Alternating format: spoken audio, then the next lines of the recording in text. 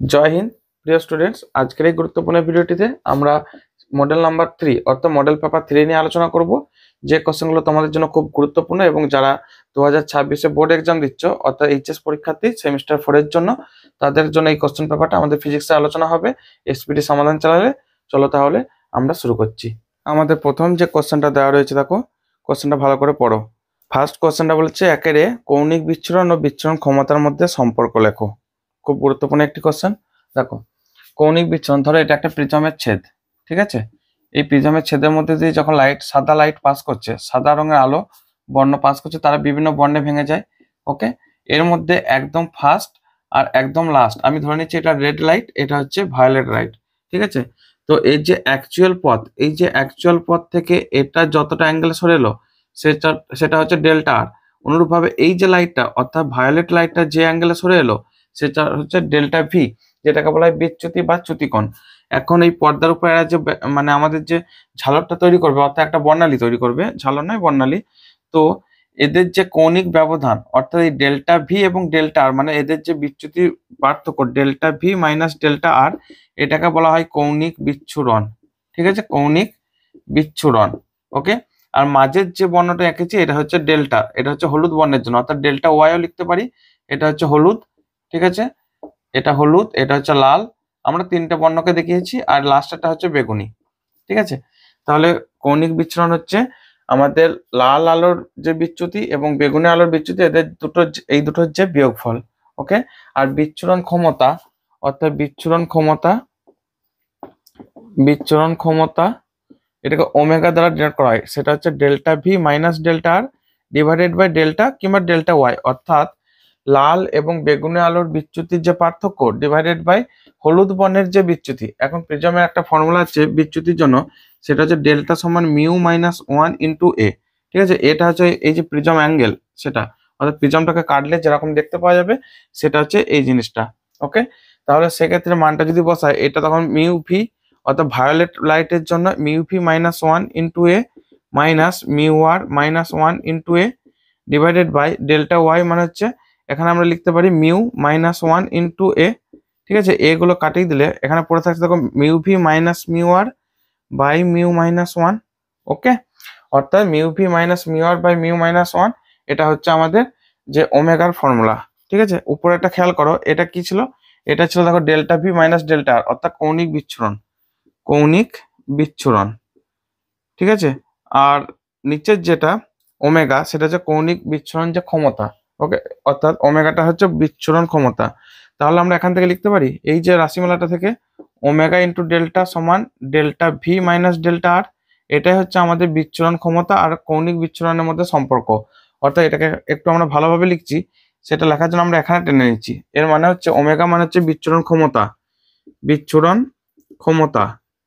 ঠিক আছে, into delta মানে হচ্ছে হলুদ বর্ণের জন্য যে বিচ্ছুরণ, অর্থাৎ মধ্যম বর্ণ বলা হয়, মধ্যম বর্ণ বা হলুদ বর্ণ, কারণ এর বিচ্যুতিটা লাল আর বেগুনির মাঝামাঝি, তাই একে বলা হয় মধ্যম বর্ণ এর বিচ্যুতি সমান আমরা কি লিখতে পারি ডেল্টা ভি মাইনাস ডেল্টা আর। এটা কি গো, এটা হচ্ছে কৌণিক বিচ্ছুরণ, অর্থাৎ এটা ইকুয়াল টু কৌণিক বিচ্ছুরণ, ঠিক আছে। এটাই হচ্ছে আমাদের নির্ণয় সম্পর্ক। আশা করি বুঝতে পেরেছো। আমরা একটু ভেঙে লিখলাম, তোমরা পরীক্ষা হলে জাস্ট এই এক্সপ্রেশনগুলো লিখবে এবং লাস্টে এই লাইনটা অবশ্যই মেনশন করবে, এটা কিন্তু খুব ইম্পর্টেন্ট। অর্থাৎ বিচ্ছুরণ ক্ষমতা ইন্টু মধ্যম বর্ণ এর বিচ্যুতি ইকুয়াল টু কৌণিক বিচ্ছুরণ, ঠিক আছে, মনে থাকবে। নেক্সট পরের কোশ্চেনে চলে যাও। একের বি, নববীক্ষণ যন্ত্রে অভিলক্ষ্য সাধারণত বড় হয় কেন? তার জন্য 1 নম্বর যে কারণটা, অর্থাৎ নববীক্ষণ যন্ত্রে অভিলক্ষ্য বড় হওয়ার কারণ, সেটা প্রথম কারণটা হচ্ছে এর যে বিবর্ধন ক্ষমতা এম ইকুয়াল টু অসীমে ফোকাস করার ক্ষেত্রে এফও বাই এফই, যেখানে এফও মানে হচ্ছে অভিলক্ষের ফোকাস, অর্থাৎ অবজেক্টিভ যে লেন্স তার ফোকাস, অভিলক্ষ্য এর ফোকাস, ঠিক আছে। ফলে অভিলক্ষের ফোকাস যত বেশি হবে বিবর্ধন বড় হবে, ফলে ছবিটা বড় করে স্পষ্ট করে দেখতে পাবো। আর অভিলক্ষের ফোকাস বড় হতে গেলে এর আকার বড় হতে হবে, এটা একটু মনে রাখবে যে আকার বড় হবে, যে লেন্সের আকার যত বড় হয় তার ফোকাস দৈর্ঘ্য তত বাড়ে, ঠিক আছে। আমাদের যে লেন্স মেকার ফর্মুলা 1/f সমান mu minus 1 into 1/r1 minus 1/r2, এই সম্পর্ক থেকে যদি লেন্সের আকার বড় হয় তাহলে তার ফোকাস দৈর্ঘ্য বাড়তে থাকবে। ওকে, আর দ্বিতীয়ত 2 নম্বর যে কারণ, সেটা হচ্ছে বর্ণাপেরণ যে ক্রোমাটিক অ্যাবিরেশন, অর্থাৎ বর্ণাপেরণটাকে যতটা সম্ভব ত্রুটি মুক্ত করার জন্য বর্ণাপেরণ কম রাখার জন্য তোমরা হয়তো ভাববে যে বেশি উন্মেষযুক্ত লেন্স বা দর্পণ ব্যবহার করলে বর্ণাপেরণ বেশি হয়, সেটা ঠিকই, কিন্তু এত বেশি পরিমাণে লাইট ঢোকে এটার মধ্যে, অর্থাৎ নববীক্ষণ যন্ত্র মেন হচ্ছে সেটা এক প্রকার দূরবীক্ষণ। ঠিক আছে, এটা হচ্ছে দূরবীক্ষণ। ওকে, এইটা হচ্ছে তার অবজেক্টিভ লেন্স এই জায়গাটা, এবং এর যে ফোকাস দৈর্ঘ্য এফও। ঠিক আছে, তাহলে সেক্ষেত্রে এটা একটা কারণ হবে। তিন নম্বর যে কারণ সেটা হচ্ছে বেশি লাইট যাতে প্রবেশ করে, অর্থাৎ বেশি লাইট যদি প্রবেশ করে বহু দূর থেকে, তাহলে তার একটা স্পষ্ট ছবি তৈরি হবে। তাহলে 3 নম্বর কারণটা হচ্ছে বেশি পরিমাণ আলো প্রবেশের জন্য, আলো প্রবেশ করার জন্য অর্থাৎ তবেই স্পষ্ট ছবি তৈরি হবে। তাহলে 3টা কারণ তোমরা বুঝতে পেরেছো। এক হচ্ছে আমাদের যে বিবর্ধন সেটা ফোকাস দৈর্ঘ্য, অর্থাৎ আমাদের যে অভিলক্ষের ফোকাস তার সাথে ডাইরেক্ট সমানুপাতিক, যে কারণে এটা বেশি হলে অবশ্যই বিবর্ধন বেশি হবে, ছবি বড় হবে, স্পষ্ট হবে।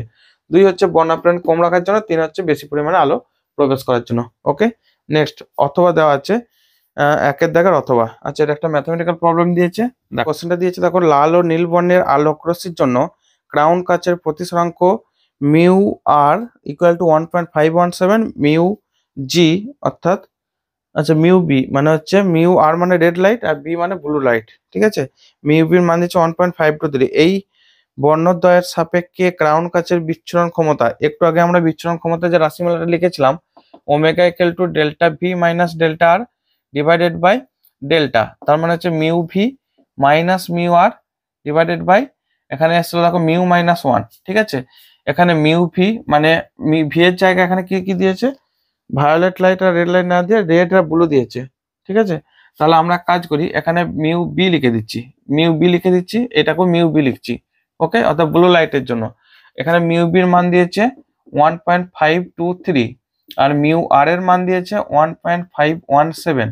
ঠিক আছে, 1.523 1.517, অর্থাৎ মিউ এর মানটা হবে mu b plus mu r divided by 2, মানে এই দুটোর যে গড় সেটা হচ্ছে মিউ। ঠিক আছে, সেটা মান হয় দেখো 1.523 প্লাস 1.517 বাই 2, তাহলে 7 3 10, 2 1 3 1 4, 5 5 10, 1 1 2 1 3 বাই 2, অর্থাৎ 1.520। ঠিক আছে, এটা হচ্ছে মিউ।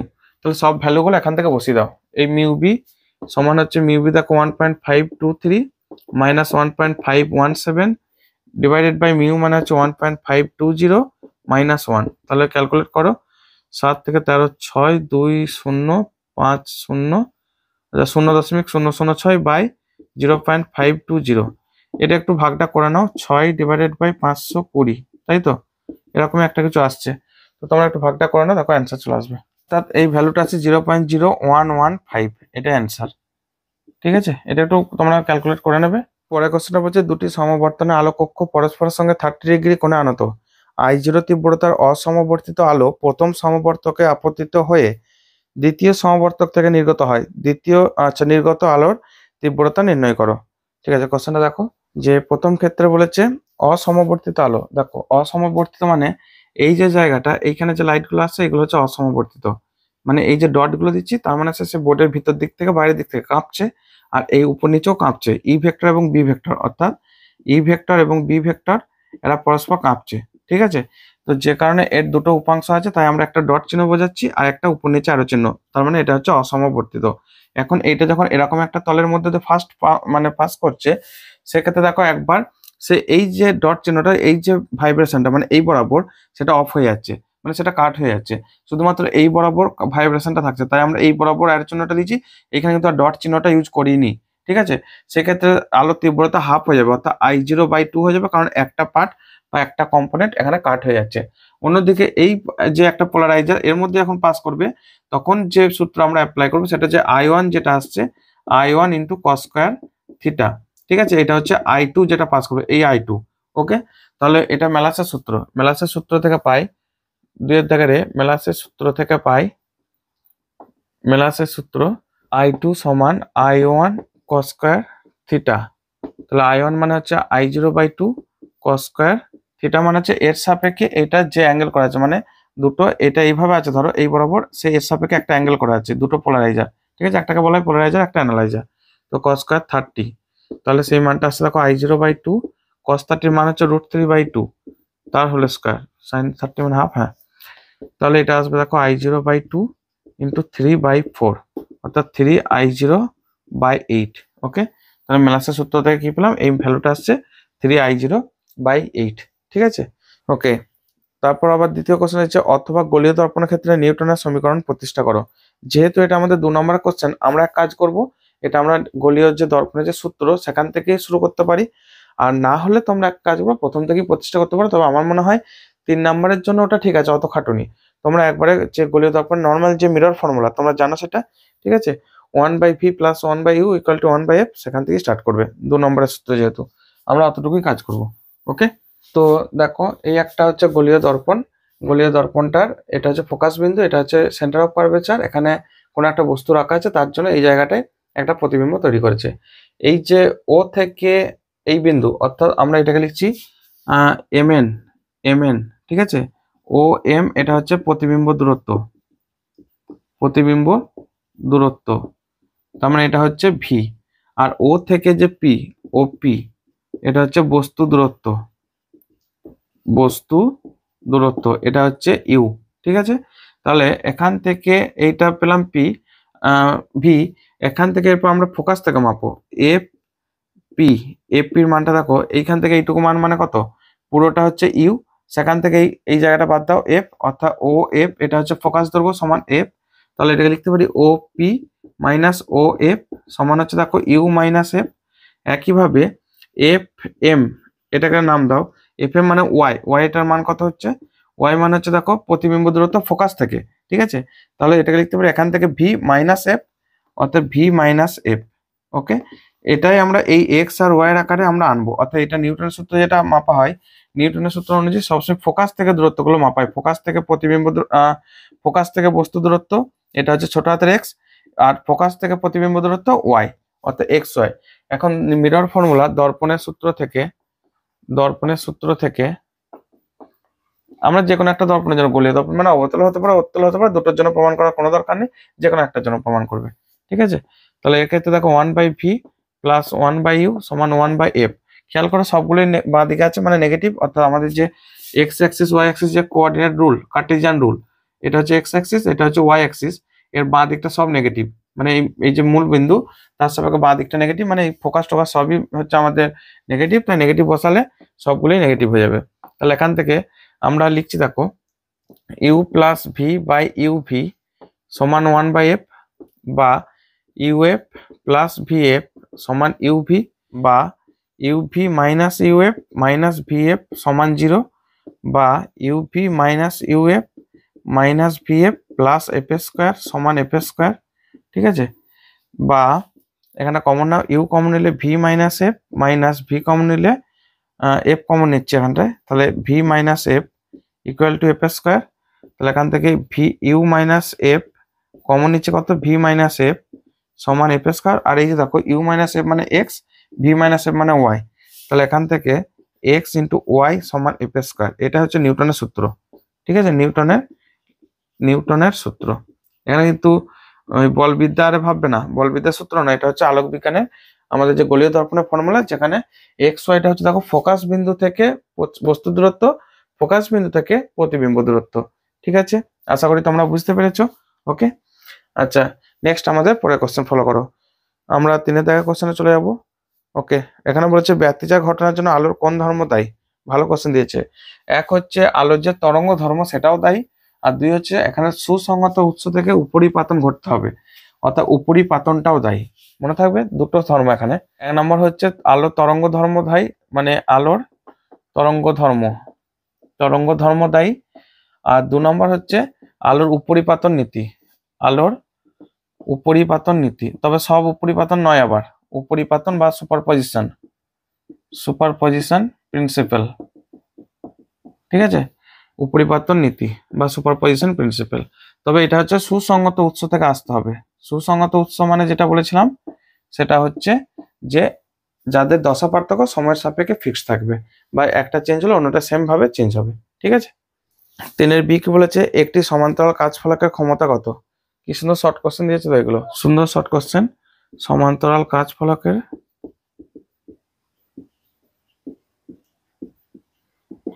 ফোকাস দৈর্ঘ্য কত হয় ইনফিনিটিভ, তাহলে ক্ষমতা কত হবে, ক্ষমতা পি সমান 1/f সমান 0। ঠিক আছে, 1/ইনফিনিটি, তাহলে এটা আরেকবার লিখছি 1/ইনফিনিটি মানে হচ্ছে 0। অর্থাৎ সমান্তরাল কাচ ফলকে আলোক রশ্মি কি হয়, তাহলে এটা একটা সমান্তরাল কাচ ফলকে জাস্ট একটা ছেদ, মানে সামনে থেকে যেটা দেখতে পাচ্ছি। তো এক্ষেত্রে আলোক রশ্মি যদি এইভাবে আসে, কিছুটা এইভাবে প্রতিসরিত হবে, দিয়ে আবার এখান থেকে এইভাবেই বেরিয়ে যাবে, মানে এই যে রশ্মিটা আর এই যে রশ্মিটা, এটাকে যদি আমরা ব্যাক করি, এটা মোটামুটি সমান্তরাল ভাবে পাস করে। ঠিক আছে, এই আপতিত রশ্মি আর লাস্টে যে প্রতিসরিত রশ্মি সমান্তরাল ভাবে পাস করে, মানে এদের যে বিচ্যুতি সেটাও 0 হয়, শুধুমাত্র পার্শ্ব সরণ ঘটে, এটা জানো, পার্শ্ব সরণ ঘটে, আর কোনো মিট করাতে পারছে না বা ছড়িয়েও দিতে পারছে না, তাই এক্ষেত্রে ক্ষমতা 0।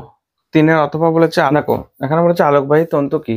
আলোকবাহী তন্তু হচ্ছে একটা কাঁচ ও ফাইবার দ্বারা গঠিত সরু চুলের মতো প্রস্থচ্ছেদযুক্ত বস্তু, যার মধ্যে আলোর অভ্যন্তরীণ পূর্ণ প্রতিফলনকে কাজে লাগে। এটা খুব ইম্পর্টেন্ট। ঠিক আছে, আলোর অভ্যন্তরীণ পূর্ণ প্রতিফলনকে কাজে লাগিয়ে সিগন্যাল বা তথ্যকে এক প্রান্ত থেকে অপর প্রান্তে কোনো রকম ক্ষয় বা শোষণ ছাড়াই বয়ে নিয়ে যাওয়া যায়। এটা কোর আর ক্লাডিং এই দুটো পার্টে বিভক্ত।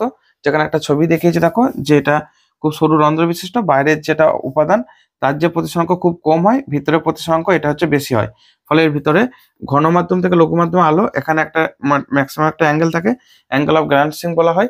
ঠিক আছে, এখান থেকে যাওয়ার ফলে সেখানে আভ্যন্তরীণ পূর্ণ প্রতিফলনকে কাজে লাগে, বারবার এখানে প্রতিফলিত হতে হতে, বা ধরো এখান থেকে যদি একটা সিগন্যালকে ফেলি, সেও বারবার এরকম করে প্রতিফলিত হতে হতে সে এই প্রান্তে গিয়ে পৌঁছায়।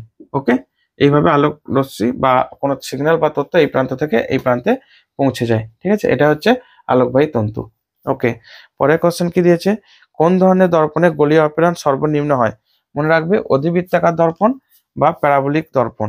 ঠিক আছে, অধিবৃত্তাকার দর্পণ, অধিবৃত্তাকার দর্পণ। আচ্ছা, এটা একটু ছবি এঁকে দেখাচ্ছি। তো এটা একটা অধিবৃত্তাকার টাইপের দর্পণ, এর এই বিন্দুতে আলোক উৎসটা রাখা হয়। ঠিক আছে, সোর্সটা, এখান থেকে যে সমস্ত রশ্মিগুলো বের হয়, এই যে রশ্মিগুলো, এই রশ্মিগুলো বের হওয়ার পর তারা যেহেতু ফোকাসে রাখা আছে, তারা সবাই এইভাবে প্যারালালি ছড়িয়ে যায়। ওকে, ফলে বহু দূর পর্যন্ত আলোক রশ্মিগুলো পৌঁছাতে পারে। ঠিক আছে, এইভাবে প্যারালালি ছড়িয়ে যাওয়ার জন্য তারা বহু দূর পর্যন্ত পৌঁছাতে পারে, বাট কোনো রকম কোনো গোলীয় অপেরণ ছাড়াই। মানে সাদা কালারের ক্ষেত্রে বিভিন্ন রকম যে ছবি তৈরি করা বিভিন্ন রঙের, সেই ছবি তৈরি ছাড়াই তারা বহু দূর পর্যন্ত পৌঁছে যায়। ঠিক আছে, অধিবৃত্তাকার দর্পণ মনে রাখবে একটু। নেক্সট পরের কোশ্চেন কি দিয়েছে, 4 প্রশ্নটা বড়। আলোক তড়িৎ নিঃসরণের ক্ষেত্রে নিবৃত্তি বিভব আপতিত আলোর প্রাবল্যের উপর এবং কম্পাঙ্কের উপর কিভাবে নির্ভর করে। আচ্ছা, এখানে 1 কোশ্চেনটা অ্যান্সার হবে যে প্রাবল্যের উপর নির্ভর করে না, প্রাবল্যের উপর নিবৃত্তি বিভব নির্ভর করে না। প্রাবল্য বাড়ার মানে হচ্ছে লাইটের প্রাবল্য বাড়লে তার যে ফোটন সংখ্যা, অর্থাৎ প্রাবল্য মানে এনার্জি বাড়ছে অবশ্যই, কিন্তু সেক্ষেত্রে ফোটন সংখ্যাটা বাড়ছে, এবং সেই ফোটনগুলো এনার্জি কিন্তু একই আছে, যেহেতু লাইটের কম্পাঙ্কটা একই, কম্পাঙ্ক একই, তাহলে টোটাল ফোটনের এনার্জি কিন্তু একই থাকে। ফলে ফোটন সংখ্যাটা বাড়ছে, বাট প্রত্যেকের যে ম্যাক্সিমাম এনার্জি সেটা ফিক্সড আছে। আর ম্যাক্সিমাম এনার্জি ফিক্সড থাকলে ইলেকট্রনগুলো যে ম্যাক্সিমাম গতিশক্তি নিয়ে বেরিয়ে আসবে সেটাও ফিক্সড। ঠিক আছে, যে কারণে নিবৃত্তি বিভবটা ফিক্সড, অর্থাৎ এখানে প্রাবল্যের উপর নির্ভর করে না। 2 নম্বর হচ্ছে, দেখো আইনস্টাইনের সমীকরণ H new equal to E max plus W zero হচ্ছে কার্য অপেক্ষক। ধরো এটা একটা ধাতব পাত, ঠিক আছে, এর উপর যে লাইট এসে পড়ছে সেটা হচ্ছে এইচ নিউ। ওকে, এইচ নিউ। তো এখান থেকে যে ইলেকট্রনগুলো বেরোচ্ছে তাদের যে গতিশক্তি ই ম্যাক্সিমাম, আর এর একটা পার্ট ব্যয় হচ্ছে কি, এর যে কার্য অপেক্ষক, অর্থাৎ আমাদের যে ইলেকট্রনগুলো এখানে ধাতব পদার্থের মধ্যে আবদ্ধ আছে তাকে যে টেনে বার করে আনার জন্য ন্যূনতম একটা শক্তি সেটাতে ব্যয় হচ্ছে। ঠিক আছে, তো সেক্ষেত্রে দেখো, অর্থাৎ W0 plus E V zero, এখানে ই ম্যাক্সটা হচ্ছে ই ভি জিরো। ঠিক আছে, যেখানে ভি জিরোটা হচ্ছে যে মিনিমাম আমাদের যে একটা নেগেটিভ ভোল্টেজ, সেটা হচ্ছে সংগ্রাহক প্লেটের, অর্থাৎ ক্যাথোড প্লেটের সাপেক্ষে সংগ্রাহক প্লেটের যে মিনিমাম নিবৃত্তি বিভবের যে ভোল্টেজটা, যাতে করে তাকে নেগেটিভে রাখলে সেটা তার ইলেকট্রনগুলোকে বাধা দিচ্ছে, মানে বিকর্ষণ করছে, ইলেকট্রনগুলো এসে পৌঁছাচ্ছে না। বোঝা যাচ্ছে, অর্থাৎ এটা হচ্ছে ধরো ক্যাথোড প্লেট আর এটা হচ্ছে অ্যানোড প্লেট বা সংগ্রাহক প্লেট। ঠিক আছে, এখান থেকে ইলেকট্রনগুলো বেরোচ্ছে, তার মানে এটাকে পজিটিভ ভোল্টেজে, এটাকে নেগেটিভ ভোল্টেজে রাখা আছে, কিন্তু একে যদি মোটামুটি নেগেটিভ ভোল্টেজে রাখি, তাহলে তো নেগেটিভ ইলেকট্রনগুলো যেগুলো আসছে, ইলেকট্রনগুলোকে তো বিকর্ষণ করবে, ফলে ঠেলে তাকে আটকে দেবে, অর্থাৎ আমাদের যে ইলেকট্রন প্রবাহটা বন্ধ করে দেবে, ফলে নিবৃত্তি বিভবের জন্য কারেন্টটা এখানে 0 পেয়ে যাবো। ঠিক আছে, তাহলে আলোক তড়িৎ ক্রিয়াটা এখানে অফ হয়ে যাবে। ওকে, তাহলে মনে রাখবে নিউ বাড়লে, অর্থাৎ নিউ বাড়লে মানে কম্পাঙ্ক বাড়লে সেক্ষেত্রে V0 মানে নিবৃত্তি বিভব বাড়ে। মনে থাকবে। আর মনে রাখবে যে তীব্রতা বাড়লে আমাদের একক যে সময়ের মধ্যে ফোটন কণার সংখ্যা বাড়ে, বাট তাদের ম্যাক্সিমাম এনার্জি ডিপেন্ড করে অনলি এইচ নিউর উপর। ঠিক আছে, তাই যে কারণে নিবৃত্তি বিভবটা প্রাবল্য বাড়ার সাথে সাথে কিন্তু বাড়ে না। ওকে, 4 অথবা কত তাপমাত্রায় কোনো গ্যাস অণুর গতিশক্তি 6000 অ্যাংস্ট্রম তরঙ্গ দৈর্ঘ্যের ফোটনের শক্তির সমান হবে। এখানে কেবি মানে হচ্ছে বোল্টজম্যান কনস্ট্যান্ট বা বোল্টজম্যানের ধ্রুবক, সেটার মান দিয়েছে, প্লাঙ্ক ধ্রুবকের মান দিয়েছে। আচ্ছা, কত তাপমাত্রায় কোনো গ্যাস অণুর গতিশক্তি, তাহলে ফোটনের গতিশক্তি, তার সূত্র কি? ফোটনের গতিশক্তি মানে হচ্ছে এইচ নিউ মানে হচ্ছে সিএইচ বাই ল্যামডা। এখানে গ্যাস অণুর গতিশক্তি সেই যে মানটা সেটা আসছে দেখো 3/2 RT বা 3/2 কেভিটি বা একটা গ্যাস অণুর জন্য। মনে রাখবে যদি এন এর সংখ্যক অর্থাৎ মানে অ্যাভোগাড্রো সংখ্যক গ্যাস অণু ধরা হয় গ্যাস অণুর জন্য, সেক্ষেত্রে কিন্তু মানটা আসবে 3/2 RT। ওকে, যেখানে 3/2 Na ইন্টু কেবি ইন্টু টি। ঠিক আছে, অর্থাৎ এন এর সংখ্যকের জন্য হচ্ছে Na ইন্টু কেবি আর মানে হচ্ছে এখানে গ্যাস ধ্রুবক, কিন্তু একটার জন্য হবে 3/2 কেবিটি মানে কেটি। ঠিক আছে, 3/2 কেটি মনে রাখবে এটা।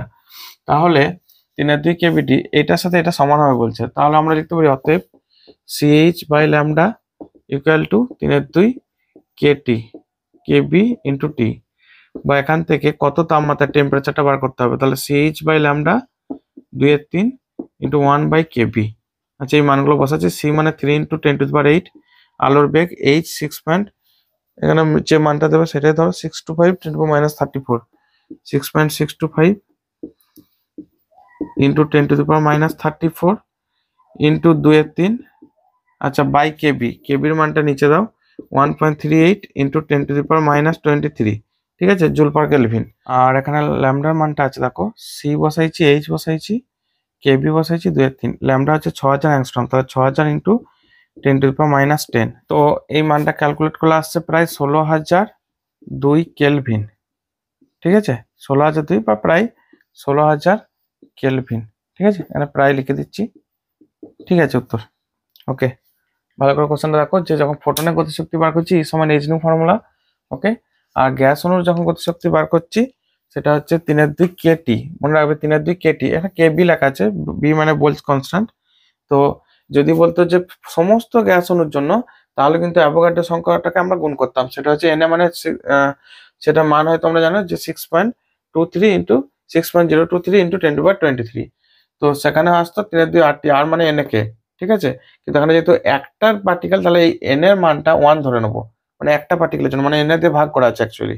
তো সেক্ষেত্রে 3/2 কেভিটি সেই মানটা সমান করে এখানে একটু ক্যালকুলেশন করে মানটা তোমরা এরপর বার করতে পারবে।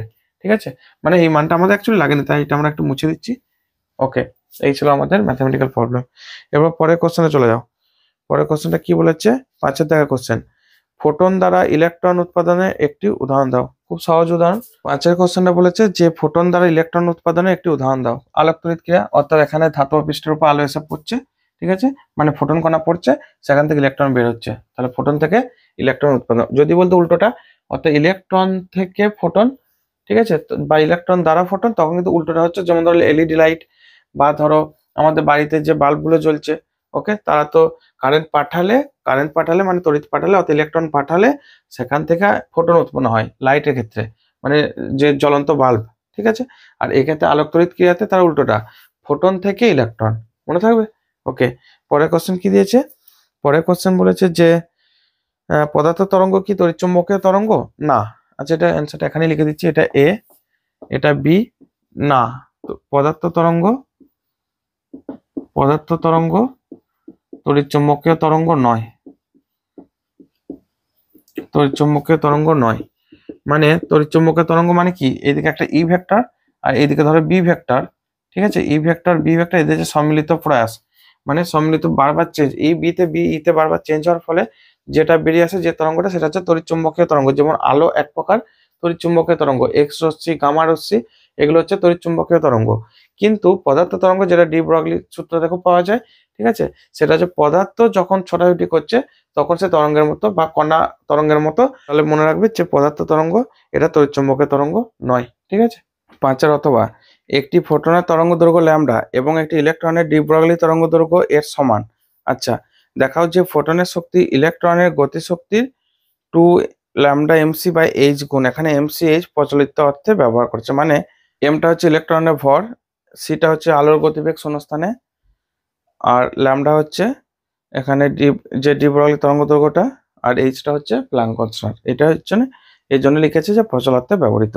তো দেখো, যেহেতু বলেছে ফোটনের তরঙ্গ দৈর্ঘ্য আর ইলেকট্রনের ডি ব্রগলি তরঙ্গ দৈর্ঘ্য সমান, অর্থাৎ ফোটনের তরঙ্গ দৈর্ঘ্য ল্যামডা সমান ইলেকট্রনের তরঙ্গ দৈর্ঘ্য ল্যামডা ই ধরে নিচ্ছি। ঠিক আছে, এরপর বলেছে দেখা হচ্ছে ফোটনের শক্তি ইলেকট্রনের গতিশক্তির 2 ল্যামডা এমসি বাই এইচ গুণ। তো এক কাজ করি, ফোটনের ক্ষেত্রে, ফোটনের জন্য আমরা এই পাশে ডান পাশে কাজগুলো করে রাখছি। ফোটনের যে শক্তি ই পি বলে লিখছি, p for photon, P H O T O N, c h by lambda. ঠিক আছে, আর ল্যামডা পি লিখছি দরকার হলে, বা ল্যামডা। আচ্ছা, ইলেকট্রনের জন্য ইলেকট্রনের ডি ব্রগলি তরঙ্গ দৈর্ঘ্য, এটা যেহেতু একটা কণা, তাহলে ডি ব্রগলি তরঙ্গ দৈর্ঘ্য কত হবে, ল্যামডা ই সমান হচ্ছে এইচ বাই এম ভি। এখান থেকে একটু বার করে নিচ্ছি, ভি সমান এইচ বাই এম ল্যামডা। আচ্ছা, এক কাজ করি, ল্যামডা ই সমান তো ল্যামডা বলে দিয়েছে, মানে ল্যামডা সমান ল্যামডা ই, তাহলে ফোটনের তরঙ্গ দৈর্ঘ্য সমান ইলেকট্রনের তরঙ্গ দৈর্ঘ্য, তাহলে সেখানে ফোটনের জায়গায় ইলেকট্রনের তরঙ্গ দৈর্ঘ্য মান বসিয়ে দিচ্ছি। তাহলে এর গতিশক্তি কত হবে, ই ইলেকট্রন, ই ইলেকট্রন মানে হচ্ছে ইলেকট্রনের গতিশক্তি, ইলেকট্রনের গতিশক্তি। তাহলে দেখো এই মানটা আসছে হাফ এম ভি স্কোয়ার। ঠিক আছে, এই ভি এর জায়গায় এই মানটা বসিয়ে দেবো। ওকে, তাহলে এক কাজ করি, অতএব ইলেকট্রনের জন্য যে গতিশক্তির মান, ইলেকট্রনের গতিশক্তি ই ই সমান আমরা লিখছি হাফ এম ভি স্কোয়ার। তো হাফ এম ভি মানে কত, h by m lambda, h by m lambda তার হোল স্কোয়ার। তাহলে এটা আসছে দেখো h square by 2 m lambda square, এটা 1 নম্বর ইকুয়েশন। আর ফোটনের জন্য ফোটনের গতিশক্তি ইপি সমান হচ্ছে দেখো এই তো এই মানটা সিএইচ বাই ল্যামডা, তাহলে দুটোকে ভাগ করে দাও, অর্থাৎ ইপি বাই ই ইলেকট্রন সমান হচ্ছে দেখো ch by lambda, e electron মানে এটা h square by twice m lambda square. একটু calculate, ch by lambda into twice m lambda square by h square. Calculation করলে কত দাঁড়াচ্ছে, সি একটা এইচ কাটছে আর ল্যামডা একটা কাটছে, তাহলে পড়ে যাচ্ছে 2 এম সি। ঠিক আছে, 2 m c lambda by h. Okay, অতএব ই ফোটন সমান 2 m c lambda by h into e electron, এটাই প্রমাণ করতে বলেছে, মানে ফোটনের গতিশক্তি equal to 2 m c lambda by h গুণ অফ ইলেকট্রনের গতিশক্তি। একবার ভালো করে প্রমাণটা মিলিয়ে নাও, 2 ল্যামডা এমসি বাই এইচ, হ্যাঁ 2 এমসি ল্যামডা এইচ বা 2 ল্যামডা এমসি একই ব্যাপার। ঠিক আছে, প্রমাণটা ভালো করে করবে যে ফোটনের ক্ষেত্রে যেটা ল্যামডা, ইলেকট্রনের ল্যামডাটা যেহেতু একই, আমরা দুটোর ক্ষেত্রে ল্যামডা বসাতে পারি।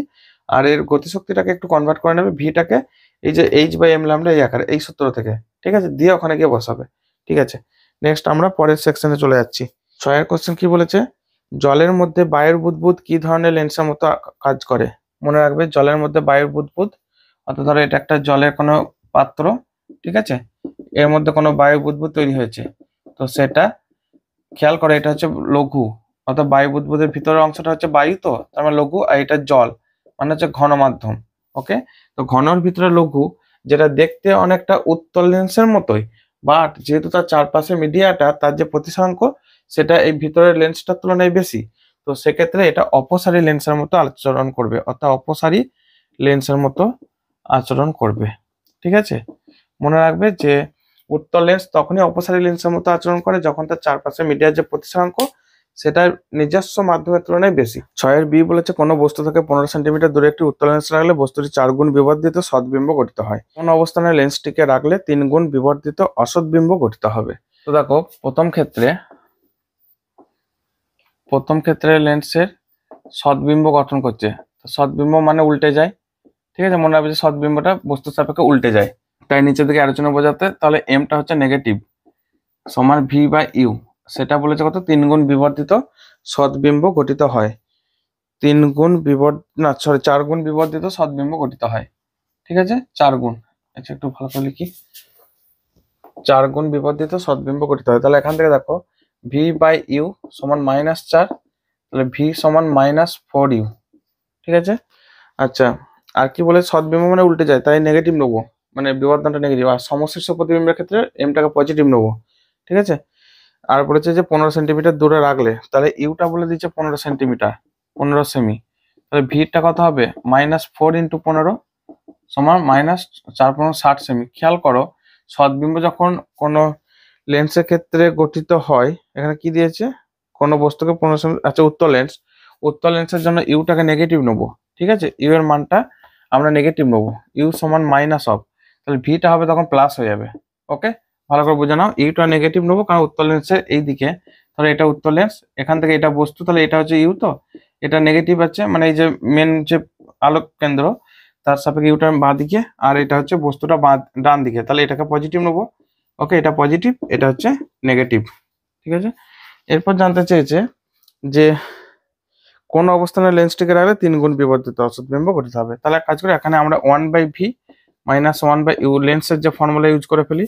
তো এখান থেকে ভি এর মানটা কত হচ্ছে 1/60 - 1/ইউটা কত -15 সমান 1/f, ফোকাস দেওয়াটা পেয়ে যাবো। তাহলে 1/60 প্লাস 1/15 সমান 1/f। আচ্ছা, এটাকে 4×15 = 60, তো 1/60 প্লাস এটাকে করছি 4/60 সমান 1/f। তাহলে এখান থেকে 5/60 সমান 1/f বা 1/12 = 1/f। তাহলে এখান থেকে এফ সমান পাচ্ছি দেখো +12 সেন্টিমিটার, অর্থাৎ উত্তল লেন্সের যে ফোকাস দেখো পেয়ে গেছি 12 সেমি। এইটাকেই কাজে লাগিয়ে আমরা এরপর কি বার করবো, সেখানে বলেছে 3 গুণ বিবর্ধিত অসৎবিম্ব। তাহলে এরপর হচ্ছে এমটা হচ্ছে 3, এমটা 3 এবং কি নেবো, পজিটিভ নেবো। কেন, অসৎবিম্ব বলেছে। ঠিক আছে, অসৎবিম্ব বলেছে। আর সেক্ষেত্রে ভি সমান তো ভি বাই ইউ সমান তো এম, তাহলে এটা হচ্ছে 3, তাহলে এখান থেকে ভি সমান হচ্ছে 3u। ওকে, এই মানটা বসাবো। আর এফটাকে কত বসাবো, এফ সমান হচ্ছে 12 সেন্টিমিটার। দিয়ে এই যে ফর্মুলাটা এটাতে আরেকবার অ্যাপ্লাই করো। আমি একটু মুছে দিচ্ছি কারণ বোর্ডেতে জায়গা নেই। ঠিক আছে, মুছে দিয়ে পুনরায় করছি, তোমরা এখানটা ভালো করে বুঝে নেবে। তাহলে এটার ক্ষেত্রে দেখো 1/v - 1/u = 1/f। তাহলে ভি এর মান কত বসাবো, 3u, 1/3u - 1/u = 1/f। তাহলে এখানে এফটা হচ্ছে 12, 1/12। আচ্ছা, এক্ষেত্রে যেহেতু অসৎবিম্ব তৈরি হবে, খেয়াল করো অসৎবিম্বকে কিভাবে হয়, তো যে দিকে বস্তু থাকবে সেই দিকেই কিন্তু প্রতিবিম্ব তৈরি হয়। ঠিক আছে, অসৎবিম্ব ক্ষেত্রে। তাহলে মনে রাখবে বস্তু প্রতিবিম্ব দুটোই নেগেটিভ। তাহলে এটাকে এক কাজ করি, এটাকেও নেগেটিভ, এটাকেও নেগেটিভ। তাহলে এটা হবে -3u, অর্থাৎ -1/-3u প্লাস 1/u সমান 1/f। তাহলে এখান থেকে 1/3u, এই নোটেশন গুলো মানে প্লাস মাইনাস সাইনটাকে ভালো করে বুঝবে, না হলে খুব গন্ডগোল পাকে। অর্থাৎ ইউটাও নেগেটিভ এই ক্ষেত্রে আর ভিটাও নেগেটিভ। ঠিক আছে, তবেই উত্তরগুলো ঠিকঠাক আসবে। তাহলে একটু ক্যালকুলেট করে নাও। তাহলে এখান থেকে 1/u - 1/3u সমান, তাহলে এটাকে 3/3u করে দিচ্ছি, 1/12। ঠিক আছে, তাহলে এখান থেকে 2/3u সমান 1/12, তাহলে 3u সমান 12 × 24, কোনাকুনি গুণ, তাহলে ইউ সমান 8 সেন্টিমিটার। তাহলে কি দাঁড়াচ্ছে, যে এক্ষেত্রে বস্তুটাকে 8 সেন্টিমিটার দূরে রাখলে তার 3 গুণ বিবর্ধিত অসৎ প্রতিবিম্ব গঠিত হবে। তাহলে এখানে অসৎ বিম্ব গঠিত করবে। ঠিক আছে, কারণ অসৎ বিম্ব সোজা থাকে, সমশীর্ষ হয়, আর সৎ বিম্ব হলে সাধারণত উল্টে যায় বেশিরভাগ ক্ষেত্রে। তো সেক্ষেত্রে আমরা নেগেটিভ ধরবো, অসৎ বিম্বের ক্ষেত্রে এমটা পজিটিভ। আর 2 নম্বর যেটা মনে রাখবে সেটা হচ্ছে ভি আর ইউ কোন দিকে গঠন করছে। সৎবিম্ব গঠনের ক্ষেত্রে বস্তু এই দিকে থাকলে প্রতিবিম্ব এই দিকে চলে যায়, এবং অসৎবিম্ব ক্ষেত্রে যেদিকেই বস্তু সেই দিকেই প্রতিবিম্ব তৈরি করে। অর্থাৎ এটার ক্ষেত্রে আমাদের যে সেই রশ্মি চিত্র পদ্ধতি, এখান থেকে গিয়ে সে তখন মিট করবে এইদিকে, অর্থাৎ এইদিকে কথা ফোকাসে পাস করার সময় ফোকাসে পাস করে দেখা যাবে যে ছড়িয়ে যাচ্ছে, আর যেটা বক্রতা কেন্দ্র দিয়ে সেটা এইভাবে ছড়িয়ে যাচ্ছে। এদেরকে যদি ব্যাক করে এইভাবে মিট করানো হয় তখন মোটামুটি এখানে একটা প্রতিবিম্ব তৈরি করে। ঠিক আছে, এইভাবে ছড়িয়ে যায় অ্যাকচুয়ালি। তো এইদিকে কথা মিট করবে না, মিট করবে উল্টো দিকে, তাই বস্তু প্রতিবিম্ব একই ডিরেকশনে থাকবে এবং সেই মতো দুটো এখানে নেগেটিভ চিহ্ন। ঠিক আছে, চিহ্নগুলো ভালো করে ব্যবহার করবে, তাহলেই চলে আসবে। 6 অথবা বলেছে যে ইয়ং এর দ্বিরেখাচিত্র পরীক্ষায় ঝালরের সর্বোচ্চ সর্বনিম্ন তীব্রতার অনুপাত 4:1 হলে সুসংগত উৎস দুটির তীব্রতার অনুপাত কত হবে। অর্থাৎ আমাদের যে সুসংগত উৎস দুটির তীব্রতা, মানে সুসংগত উৎস দুটির তীব্রতা আমরা ধরে নিচ্ছি একটা হচ্ছে I1 একটা I2, যেখানে I1 গ্রেটার দ্যান I2। ঠিক আছে, তাহলে সর্বোচ্চ যে তীব্রতা, সর্বোচ্চ তীব্রতা সমান I ম্যাক্স, এটা হচ্ছে A1 প্লাস A2 তার হোল স্কয়ার। ঠিক আছে, তার মানে root I1 plus root I2, যেহেতু I প্রপোর্শনাল টু স্কয়ার, মনে রাখবে I প্রপোর্শনাল টু স্কয়ার, মানে প্রাবল্য প্রপোর্শনাল টু বিস্তার তার স্কয়ার। ঠিক আছে, এটা মনে রাখবে। তাহলে এটা গোটাটা হোল স্কয়ার হবে। আর I মিনিমাম মানে হচ্ছে সর্বনিম্ন তীব্রতা, সেটা হচ্ছে I মিনিমাম, এটা হচ্ছে A1 মাইনাস A2 তার হোল স্কয়ার। তাহলে root I1 minus root I2 তার হোল স্কয়ার। এই দুটো অনুপাত বলেছে 4:1। অতএব root I1 plus root I2 তার whole square by root I1 minus root I2 তার হোল স্কয়ার সমান 4/1। তাহলে এটাকে লিখতে পারি 2/1 তার হোল স্কয়ার। তাহলে এখান থেকে পাচ্ছি দেখো root I1 plus root I2 by root I1 minus root I2 সমান 2/1। এরপর এক কাজ করে যোগ ভাগ করে দাও, তার মানে এইটা প্লাস এইটা বাই এটা মাইনাস এটা। তাহলে এখান থেকে root I1 plus root I2 plus root I1 minus root I2 by root I1 plus root I2, এটা মাইনাস করলে চিহ্নটা উল্টে যাবে, তাহলে প্লাস রুট I2। এটাও একইভাবে 2 প্লাস 1 2 মাইনাস 1, অর্থাৎ তখন মানটা আসবে 2 প্লাস 1 বাই 2 মাইনাস 1। তাহলে এখান থেকে দেখো I2 কাটছে, এখানে I1 কাটছে, তো এখান থেকে পাচ্ছি দেখো 2 root I1 by 2 root I2 equal to 3/1, তাই তো? হ্যাঁ, 3/1। তাহলে এখান থেকে I1 বাই I2, আচ্ছা 2 গুলো কেটে যাচ্ছে, তার স্কোয়ার করলে মানে রুটটাকে কাটাতে গেলে স্কোয়ার করবো, তাহলে এটা হবে 9/1। তাহলে I1 ইস টু I2 মানটা কত পেলাম? 9:1। ঠিক আছে, খুব ইম্পর্টেন্ট একটা, জাস্ট ইয়ং এ দিয়ে রাখাচ্ছে তো পরীক্ষার যে ফর্মুলা, সেখান থেকেও দেয়নি, সেখান থেকে দিয়েছে অ্যাকচুয়ালি ব্যতিচারের ফর্মুলা থেকে। ওকে, I ম্যাক্সিমাম মানে গঠনমূলক ব্যতিচার, আর I মিনিমাম মানে হচ্ছে ধ্বংসাত্মক ব্যতিচার। সেক্ষেত্রে প্রাবল্য বিস্তারগুলো বিয়োগ, বিস্তার মানে হচ্ছে প্রাবল্য রুট করে দেবে। ঠিক আছে, যেহেতু প্রাবল্য প্রপোর্শনাল টু বিস্তারের স্কয়ার। ওকে, পরের কোশ্চেনে চলে যাও। দেখো 6 এর অথবা যেটা বলেছে সেটা হচ্ছে যে সমবর্তন কোণ কাকে বলে। সমবর্তন কোণ বোঝার জন্য এটা ধরো একটা কোনো ঘন মাধ্যম। ঠিক আছে, এটা হচ্ছে একটা কোনো ঘন মাধ্যম, এটা হচ্ছে লঘু মাধ্যম। তো লঘু মাধ্যম থেকে ঘন মাধ্যম আলোর রশ্মি যখন পড়ছে, সাধারণত যেটা হয় যে আলোর রশ্মি যখন পোলারাইজড হয়, সেটা প্রতিসৃত রশ্মিটা অবশ্যই পোলারাইজড হবেই হবে। মানে প্রতিসৃত যে রশ্মিটা, প্রতিসৃত রশ্মি সবসময় সাধারণত পোলারাইজিং হয় যদি সেটা কি কয়েকটা মানে ফর্মুলা বা কয়েকটা শর্ত খাটে। ঠিক আছে, তাহলে প্রতিসৃত রশ্মি সবসময় পোলারাইজিং হয়, এটা মনে রাখবে। কিন্তু এই যে অ্যাঙ্গেলটা অর্থাৎ আপতন কোণটা যদি এমন হয় যাতে করে প্রতিফলিত রশ্মিটাও সমবর্তিত হয়, মানে এটারও একদিকেই ভাইব্রেশনটা থাকবে, আর এর এই যে বোর্ডের উপর নিচে বরাবর সেদিকে কোনো ভাইব্রেশন নাই, কিন্তু এটার ক্ষেত্রে তো অলরেডি একদিকে ভাইব্রেশন হয়েই গেছে। ঠিক আছে, তো সেক্ষেত্রে তাহলে এই অ্যাঙ্গেলটাকে বলা হবে পোলারাইজিং অ্যাঙ্গেল বা সমবর্তন কোণ। এবং এক্ষেত্রে এই যে প্রতিফলিত রশ্মি আর প্রতিসৃত রশ্মি এরা পরস্পর লম্ব হয়, মনে থাকবে। অর্থাৎ যে কোণে আলোক রশ্মি আপতিত হলে প্রতিফলিত রশ্মিটিও সমবর্তিত হয়, এবং প্রতিফলিত ও প্রতিসৃত রশ্মি পরস্পর লম্ব হয়, তাকে সমবর্তন কোণ বলে। এটা একটু মনে রাখবে, এটাকে বলা হয় ব্রুস্টার্স ল। ঠিক আছে, ব্রুস্টারের সূত্রও বলা হয় আচ্ছা ভালো করে লিখি, ব্রুস্টার্স ল। ঠিক আছে, এটা নেক্সট কি বলেছে, এখানে কোশ্চেনটা দিয়েছে যে কক্ষপথে একটি ইলেকট্রনের মোট শক্তি ঋণাত্মক, এর হওয়ার তাৎপর্য কি, নেগেটিভ হওয়ার তাৎপর্য কি। আচ্ছা, মোট শক্তি মানে হচ্ছে দেখো, মোট শক্তি সমান হচ্ছে EN, মানে হচ্ছে kinetic energy plus potential energy. তো কাইনেটিক এনার্জি মনে রাখবে এটা সবসময় পজিটিভ, অল টাইম পজিটিভ, কারণ হচ্ছে এর যে ভ্যালুটা হয় ½ mv²। ঠিক আছে, এই ½ mv²-এ ভি স্কোয়ার আছে, যেহেতু ভি নেগেটিভ হতে পারে পজিটিভ হতে পারে যদি বেগ হিসাবে ধরি, কিন্তু ভি স্কোয়ার থাকলে সেটা সবসময় পজিটিভ, মানে পূর্ণবর্গ রাশি অল টাইম পজিটিভ। আর ইলেকট্রনের ভর এটা তো সবসময় একটা পজিটিভ বা ধনাত্মক রাশি, তাহলে এই যে ইকের মান মানে গতিশক্তির মান সবসময় পজিটিভ, এটা মনে রাখবে। তাহলে দেখো এটা পজিটিভ, ঠিক আছে, আর এটা যদি নেগেটিভ না হয় তাহলে কিন্তু এখানে পজিটিভ নেগেটিভ মিলে টোটালটা নেগেটিভ হওয়ার চান্স নেই। ঠিক আছে, যদি এটা পজিটিভ হয় দুটো মিলে পজিটিভ, কিন্তু টোটাল যেহেতু বলেছে নেগেটিভ, তাহলে অবশ্যই ইপিটা হচ্ছে নেগেটিভ। মনে রাখবে যে পোটেনশিয়াল এনার্জি এটা হচ্ছে নেগেটিভ, প্লাস এই নেগেটিভ ভ্যালু যে এটা হচ্ছে মাইনাস অফ ইপির মানটা হয় 2 অর্থাৎ ইকে ডবল, এর মানে হচ্ছে ইপিটা নেগেটিভ। ঠিক আছে, তাহলে তার ভ্যালুটা তার মানেটা কি দাঁড়াচ্ছে যে ইপি যখন নেগেটিভ এরা পরস্পরকে আবদ্ধ করে রেখেছে, অর্থাৎ এই যে টোটাল এনার্জি যত বেশি নেগেটিভ হবে ততই ভালো, কেননা এর গতিশক্তি সর্বদা পজিটিভ। কিন্তু এই ভ্যালুটা টোটাল যেহেতু নেগেটিভ, তাহলে এই ভ্যালুটা অবশ্যই আরো বেশি বেশি নেগেটিভ, মানে তার স্থিতিশক্তি বেশি বেশি নেগেটিভ। তার মানে হচ্ছে সে নিউক্লিয়াসের সাথে খুব ভালো করে বন্ধনে স্ট্রংলি ভাবে আবদ্ধ আছে। আর যদি এই মানটা পজিটিভ চলে আসে তাহলে সে এখান থেকে ছিটকে বেরিয়ে যাবে।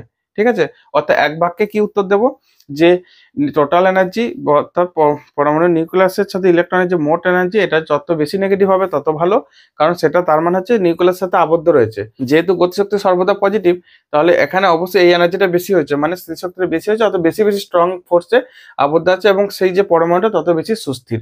ঠিক আছে, অর্থাৎ যত বেশি নেগেটিভ তত বেশি সুস্থির। ওকে, তাহলে কি বলবো, মোট শক্তি ঋণাত্মক মানে হলো সেটি ইলেকট্রনের নিউক্লিয়াসের চারপাশে আবর্তমান, ঠিক আছে, এবং এদের মধ্যে যে কলম্বিয়া ফোর্সের সাহায্যে পরমাণুটা সুস্থির, এবং পরমাণু সুস্থির। ওকে, এই কথাটা মনে রাখবে যে যত বেশি নেগেটিভ ভ্যালু টোটাল এনার্জিটা, তার মানে পরমাণুর সাথে ইলেকট্রনের সাথে নিউক্লিয়াসের বন্ধন শক্তি তত ভালো, অর্থাৎ ইলেকট্রনের সাথে যে নিউক্লিয়াসের যে বন্ধন শক্তি এটা খুব ভালো। ওকে, নেক্সট পরের কোশ্চেন কি দিয়েছে, মোজলের কাজে গুরুত্ব লেখো। মোজলের কাজে মেন যে গুরুত্ব সেটা হচ্ছে যে তিনি এক্স রশ্মি সংক্রান্ত পরীক্ষা নিরীক্ষা করার সময় রন্টজেন এক্স রশ্মি অলরেডি আবিষ্কার করে ফেলেছেন।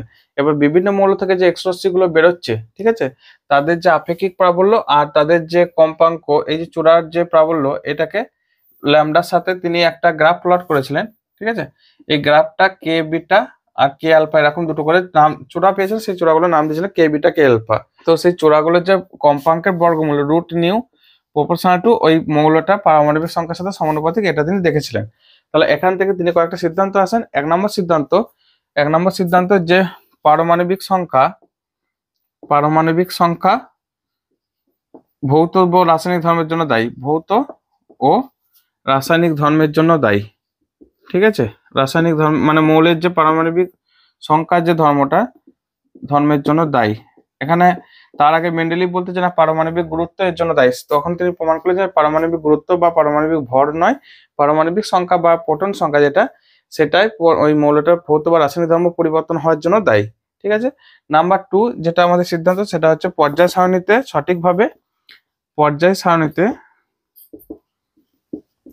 সঠিকভাবে মৌলগুলো যে জায়গাগুলো মানে মেন্ডেলিভের যে পর্যায় সারণী, সেখানে যে মৌলগুলো ফাঁকা ছিল সেই মৌলগুলোকে সাজানো সম্ভব হয়েছে। ঠিক আছে, এই দুটো ভালো করে মনে রাখবে। আরো আছে নতুন মৌলের সম্পর্কে আইডিয়া পাওয়া গেছে। 3 নম্বর হচ্ছে নতুন মৌল সম্পর্কে একটু ধারণা পাওয়া গেছে। এই তথ্যগুলো একটু মনে রাখবে। পরের কোশ্চেন কি বলেছে, অথবা নিউক্লিয় বল কাকে বলে? নিউক্লিয় বল হচ্ছে একটি স্বল্প রেঞ্জের বা স্বল্প বিস্তারে খুব শক্তিশালী আকর্ষণ বল, যেটা প্রোটন এবং নিউট্রনের মধ্যে কাজ করে, বা প্রোটন নিউট্রন এদের মধ্যেও কাজ করে। এবং সেক্ষেত্রে নিউক্লিয়াসের মধ্যে প্রোটন আর নিউট্রনকে, অর্থাৎ এটা ধর একটা নিউক্লিয়াস, প্রোটন এবং নিউট্রন গুলোকে আবদ্ধভাবে থাকতে সাহায্য করে। ঠিক আছে, তাহলে এটা একটু ভাষায় লিখতে পারবে। এখানে ধরো কিছু প্রোটন রয়েছে আর বাকিগুলো নিউট্রন, আর এই চারপাশে ইলেকট্রন গুলো আছে। ওকে, তাহলে কি বললাম, নিউক্লিয়ার বল হচ্ছে, পয়েন্ট করে ভালো করে লিখবে, এটা হচ্ছে স্বল্প রেঞ্জে বা স্বল্প বিস্তারের বল। ঠিক আছে, স্বল্প বিস্তারের বল মানে হচ্ছে প্রায় 10⁻⁻15 মিটার বা 1 ফার্মি বা ফেমটোমিটার এই অর্ডারের মধ্যে কাজ করে, এর থেকে বেশি দূরত্বে কাজ করে না। 2 হচ্ছে মহাকর্ষীয় বল ও চৌম্বকীয় বল। আচ্ছা, স্থিরতড়িৎ ও মহাকর্ষীয় বল লিখবো,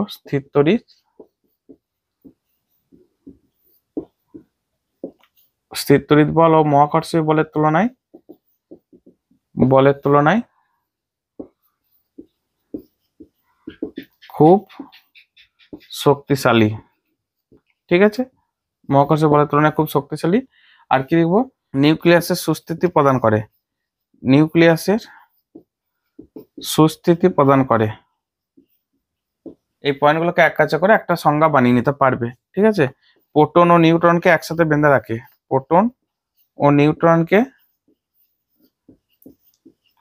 একসাথে আটকে রাখে আটকে রাখে। আমি তাড়াতাড়ি লিখছি, হাতে লেখা একটু খারাপ হচ্ছে, তোমরা আমার কথাগুলো শোনার সময় বুঝতে পারবে এটা আশা করছি, কারণ 11-12 স্টুডেন্ট মানে হাতে লেখা যথেষ্ট বোঝার ক্ষমতা তোমাদের আছে, ঠিক আছে। তাই সায়েন্সের টিচারদের ক্ষেত্রে একটু হাতে লেখা টান থাকে, হাতে লেখা অনেক সময় খারাপ হয়েই যায়, সেটাকে খুব একটা প্রায়োরিটি দেওয়ার দরকার নেই। ওকে, একটি তেজস্ক্রিয় নমুনার অর্ধ জীবনকাল 5 বছর, 15 বছর পরে নমুনাটি কত অংশ অবশিষ্ট থাকবে? দেখো 5 বছর পরে, তো টি বছর পরে অবশিষ্ট যে পরিমাণ অবশিষ্ট সেটা হচ্ছে এন এর ফর্মুলাটা হয় n/n0 সমান 1/2 whole to the power t by capital t, ঠিক আছে। এখানে প্রাথমিক পরিমাণের কত অংশ অবশিষ্ট থাকবে এরকম একটা কিছু বলেছে মনে হয়, 15 বছর পর কত অংশ অবশিষ্ট থাকবে। তাহলে এনটা হচ্ছে জানি না, n/n0টা বার করব, 1/2 হোল টু দি পাওয়ার টি মানে হচ্ছে 15 বছর পর, আর অর্ধায়ু টি মানে অর্ধায়ু ক্যাপিটাল টিটা, ঠিক আছে। এটা বলেছে 5 বছর, 5 বছর, তাহলে বাই 5 মানে 1/2 whole to the power cube, অর্থাৎ 1/8 অংশ। তাহলে 1/8 অংশ অবশিষ্ট থাকবে, ঠিক আছে। এটা অবশিষ্ট থাকবে, বা আমরা এইভাবে লিখতে পারি n সমান n0/8, অর্থাৎ 1/8 অংশ। ওকে, এটা একটু ফর্মুলাটা মনে রাখবে, তাহলে ছোটখাটো অঙ্ক, কোনো চাপ নাই। নিউক্লিয় বিক্রিয়ার আদর্শ প্রক্ষেপক হিসাবে কি ব্যবহার করা হয়? তো সি এর অ্যান্সারটা আমি এখানে লিখে দিচ্ছি, বি এর অ্যান্সারটা ওখানে হয়েছে, সেটা হচ্ছে ধীর গতি সম্পন্ন নিউট্রন কণা, ঠিক আছে। তার কারণটা হচ্ছে এটা চার্জলেস, এর কোনো চার্জ নেই, তার ফলে যে বিকর্ষণ বলের প্রভাবে, ধরো এটা হচ্ছে একটা নিউট্রন কণা, এ যখন একটা বড় কোনো অ্যাটমকে অ্যাটাক করবে, এ যদি পজিটিভ চার্জ থাকতো তাহলে এখানে তো পজিটিভ চার্জ নিউক্লিয়াসের মধ্যে বসে আছে, ফলে একটা বিকর্ষণ বল সৃষ্টি হতো এবং এর যে গতিতে গিয়ে ধাক্কা দেওয়ার কথা সেটা পারতো না। তো এটা হচ্ছে চার্জলেস, ঠিক আছে, অর্থাৎ আধানটা জিরো হওয়ার জন্য। এবং আরেকটা কাজ করা হয়, সেটা হচ্ছে একটু ধীর গতি সম্পন্ন করা হয়, কারণ হচ্ছে অতিরিক্ত স্পিডে যদি নিউট্রন কণাগুলো ছোটে তাহলে কিন্তু সমস্ত পরমাণুগুলোকে একসাথে অ্যাটাক করার সুযোগ পাবে না, পাস করে পেরিয়ে চলে যাবে। তাই একটু ধীর গতি হলে অনেকগুলোর সাথে ধাক্কা খাওয়ার সম্ভাবনা থাকে, ওই সময়ের মধ্যে ধাক্কা খায়, ফলে বেশি পরিমাণে সংঘর্ষ হয়, বেশি পরিমাণে তাপ শক্তি উৎপন্ন হয়, ঠিক আছে। 8 কোশ্চেনটা বলেছে হাইড্রোজেন পরমাণুর প্রথম উত্তেজিত স্তরে ইলেকট্রনের তরঙ্গ দৈর্ঘ্য নির্ণয় করো। আচ্ছা, হাইড্রোজেন পরমাণুর প্রথম উত্তেজিত স্তরে, তো এক কাজ করি, যখন হাইড্রোজেন পরমাণু, ধরো এটা হচ্ছে নিউক্লিয়াস, ঠিক আছে, এই যে একটা কক্ষপথ আমি কল্পনা করছি, এই কক্ষপথের মধ্যে যখন ইলেকট্রন ঘোরে, ডি ব্রগলি তরঙ্গ তত্ত্বের সাহায্যে কি জানি আমরা, জানি যে সে এরকম করে তরঙ্গ উৎপন্ন করে ঘোরে, তাই তো, তরঙ্গ উৎপন্ন করে ঘোরে। তো সেক্ষেত্রে এইখান থেকে এটা হচ্ছে একটা ল্যামডা, ঠিক আছে, এখান থেকে 1 ল্যামডা, যদি n সংখ্যক তরঙ্গ উৎপন্ন করতে থাকে তাহলে এই টোটাল যে পরিধি, এটা ধরো ব্যাসার্ধটা হচ্ছে r, তাহলে পরিধিটা হচ্ছে 2πr সমান হচ্ছে n ল্যামডা, বোঝা গেল। এটা হচ্ছে ডি ব্রগলি তরঙ্গ বটে, ডি ব্রগলি তরঙ্গ থেকে আমরা পাই তরঙ্গ তত্ত্ব, মানে ইলেকট্রন যদি কণা হিসেবে থাকে, ঠিক আছে, এরপর যদি কণা যদি তরঙ্গ আকারে থাকে, সে একটা তরঙ্গ উৎপন্ন করে, তার যে তরঙ্গ দৈর্ঘ্য এবং এই যে পরিধিটা যে একটা সম্পর্ক, সেটা হচ্ছে 2πr মানে এর পরিধি, এই টোটাল পরিধিটা। আর এখান থেকে 1 ল্যামডা, 2 ল্যামডা, 3 ল্যামডা করে n ল্যামডা, মনে থাকবে। আচ্ছা, এরপর কি বলেছে আগে পড়ে নিই ভালো করে। কোশ্চেনটা বলেছে যে প্রথম উত্তেজিত স্তরে ইলেকট্রনের তরঙ্গ দৈর্ঘ্য, তো মনে রাখবে প্রথম উত্তেজিত স্তরে n এর মানটা হচ্ছে 2, ঠিক আছে। কারণটা হচ্ছে n মানে 1, এটা মানে হচ্ছে ভৌম স্তর, বা যেটা হচ্ছে ভৌম স্তর, ঠিক আছে। আর প্রথম যে উত্তেজিত স্তর গ্রাউন্ড লেভেলের পরে, সেটা হচ্ছে n সমান 2। ওকে, আর একটা জিনিস সেখানে বলেছে যে তরঙ্গ দৈর্ঘ্যটা কত হবে। তাহলে দেখো প্রথম কক্ষে ল্যামডা 1 হলে তরঙ্গ দৈর্ঘ্যটা, প্রথম কক্ষে তরঙ্গ দৈর্ঘ্য ল্যামডা 1 হলে, তাহলে আমরা লিখতে পারি যে 2πr সমান হচ্ছে, এখানে আরটা হচ্ছে a0 মানে তার যে হাইড্রোজেন পরমাণুর যে প্রথম ভৌমস্তরের যে ব্যাসার্ধ, এটা হচ্ছে n মানে 1 ইন্টু ল্যামডা, তাহলে এখান থেকে 2π a0 মানে হচ্ছে 0.53 অ্যাংস্ট্রম, ঠিক আছে, অ্যাংস্ট্রম সমান হচ্ছে ল্যামডা, তাহলে এখান থেকে ল্যামডা সমান দেখো 2π ইন্টু 0.53, এটাকে অ্যাংস্ট্রম আকারে লিখলাম। ওকে, আর প্রথম উত্তেজিত স্তরে n সমান 2, প্রথম উত্তেজিত স্তরে তাহলে সেক্ষেত্রে ল্যামডা 2 লিখছি তরঙ্গ দৈর্ঘ্যটা, তখন আমরা কি লিখবো 2πr2, ঠিক আছে, সমান nটা হচ্ছে 2 ইন্টু ল্যামডা 2। আচ্ছা, এখান থেকে দেখো 2π r মানে আমরা জানি যে পরমাণু যে ব্যাসার্ধগুলো বোরের সূত্র অনুযায়ী কি হয়, R1:R2:R3 এগুলো কি হয় 1:4:9 এইভাবে আসে, n স্কোয়ার আকারে আসে। ঠিক আছে, তাহলে এখান থেকে লিখতে পারি R1 আর আচ্ছা R2/R1 সমান হচ্ছে, দেখো R2 মানে 2 স্কোয়ার, R0/R0 মানে হচ্ছে 4। ওকে, তাহলে কাজ করে এখানে বসিয়ে দাও, এখান থেকে 2 পাই R2 জায়গায় বসিয়ে দাও কত 4R0, তো R0/A0 সেটার মান হচ্ছে 4 × A0 সমান 2 × λ2। ঠিক আছে, এটা একটু ক্যালকুলেট করো, মানটা একটু বসিয়ে দিলে কত হয় গো, আমরা কাজ করি 2 2 কাটিয়ে দিচ্ছি, তাহলে এখান থেকে λ2 পাই মানে 3.14 বসাও, 4 × A0 মানে হচ্ছে 3.14 × 4 × A0 মানে 0.53 এত অ্যাংস্ট্রম। এটাকে একটু ক্যালকুলেশনটা করে নাও।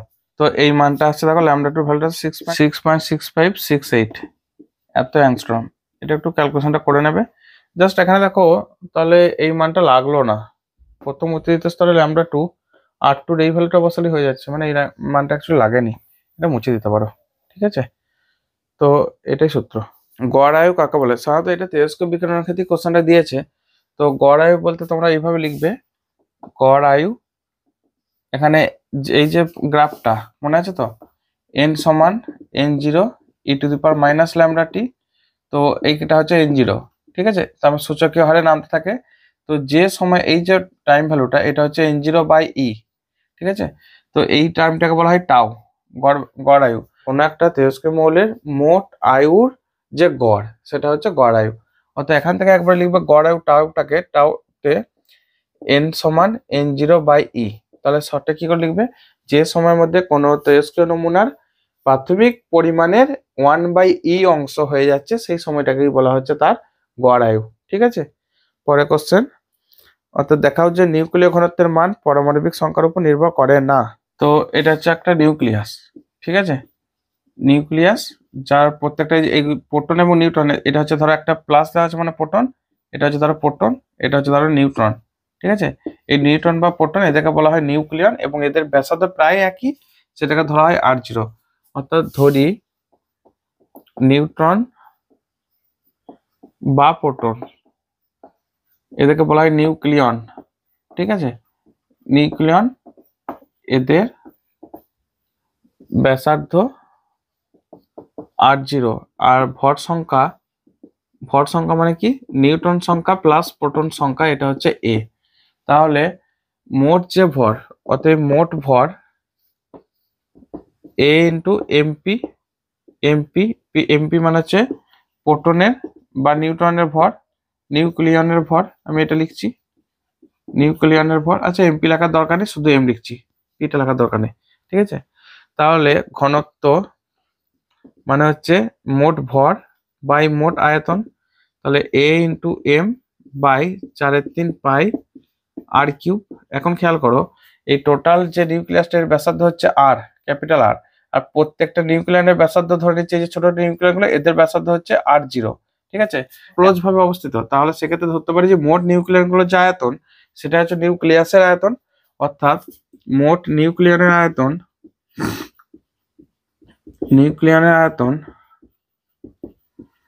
সমান নিউক্লিয়াসের আয়তন। ঠিক আছে, আমার এখানে লেখার জায়গা নেই, তোমরা বুঝে নাও যে নিউক্লিয়নগুলোর মোট আয়তন মানে এ সংখ্যক নিউক্লিয়ন হচ্ছে প্রত্যেকটা আয়তন 4/3 পাই R0³। R0টা হচ্ছে এক একটা নিউক্লিয়নের ব্যাসার্ধ, তাহলে নিউক্লিয়াসের আয়তন হবে 4/3 পাই R3। এখান থেকে আমরা লিখতে পারি R এর মান 4/3 পাই গুলো কাটিয়ে দিলে R এর মান হবে R0³ R0 × A⁻1/3। ঠিক আছে, এটা একটু মনে রাখো।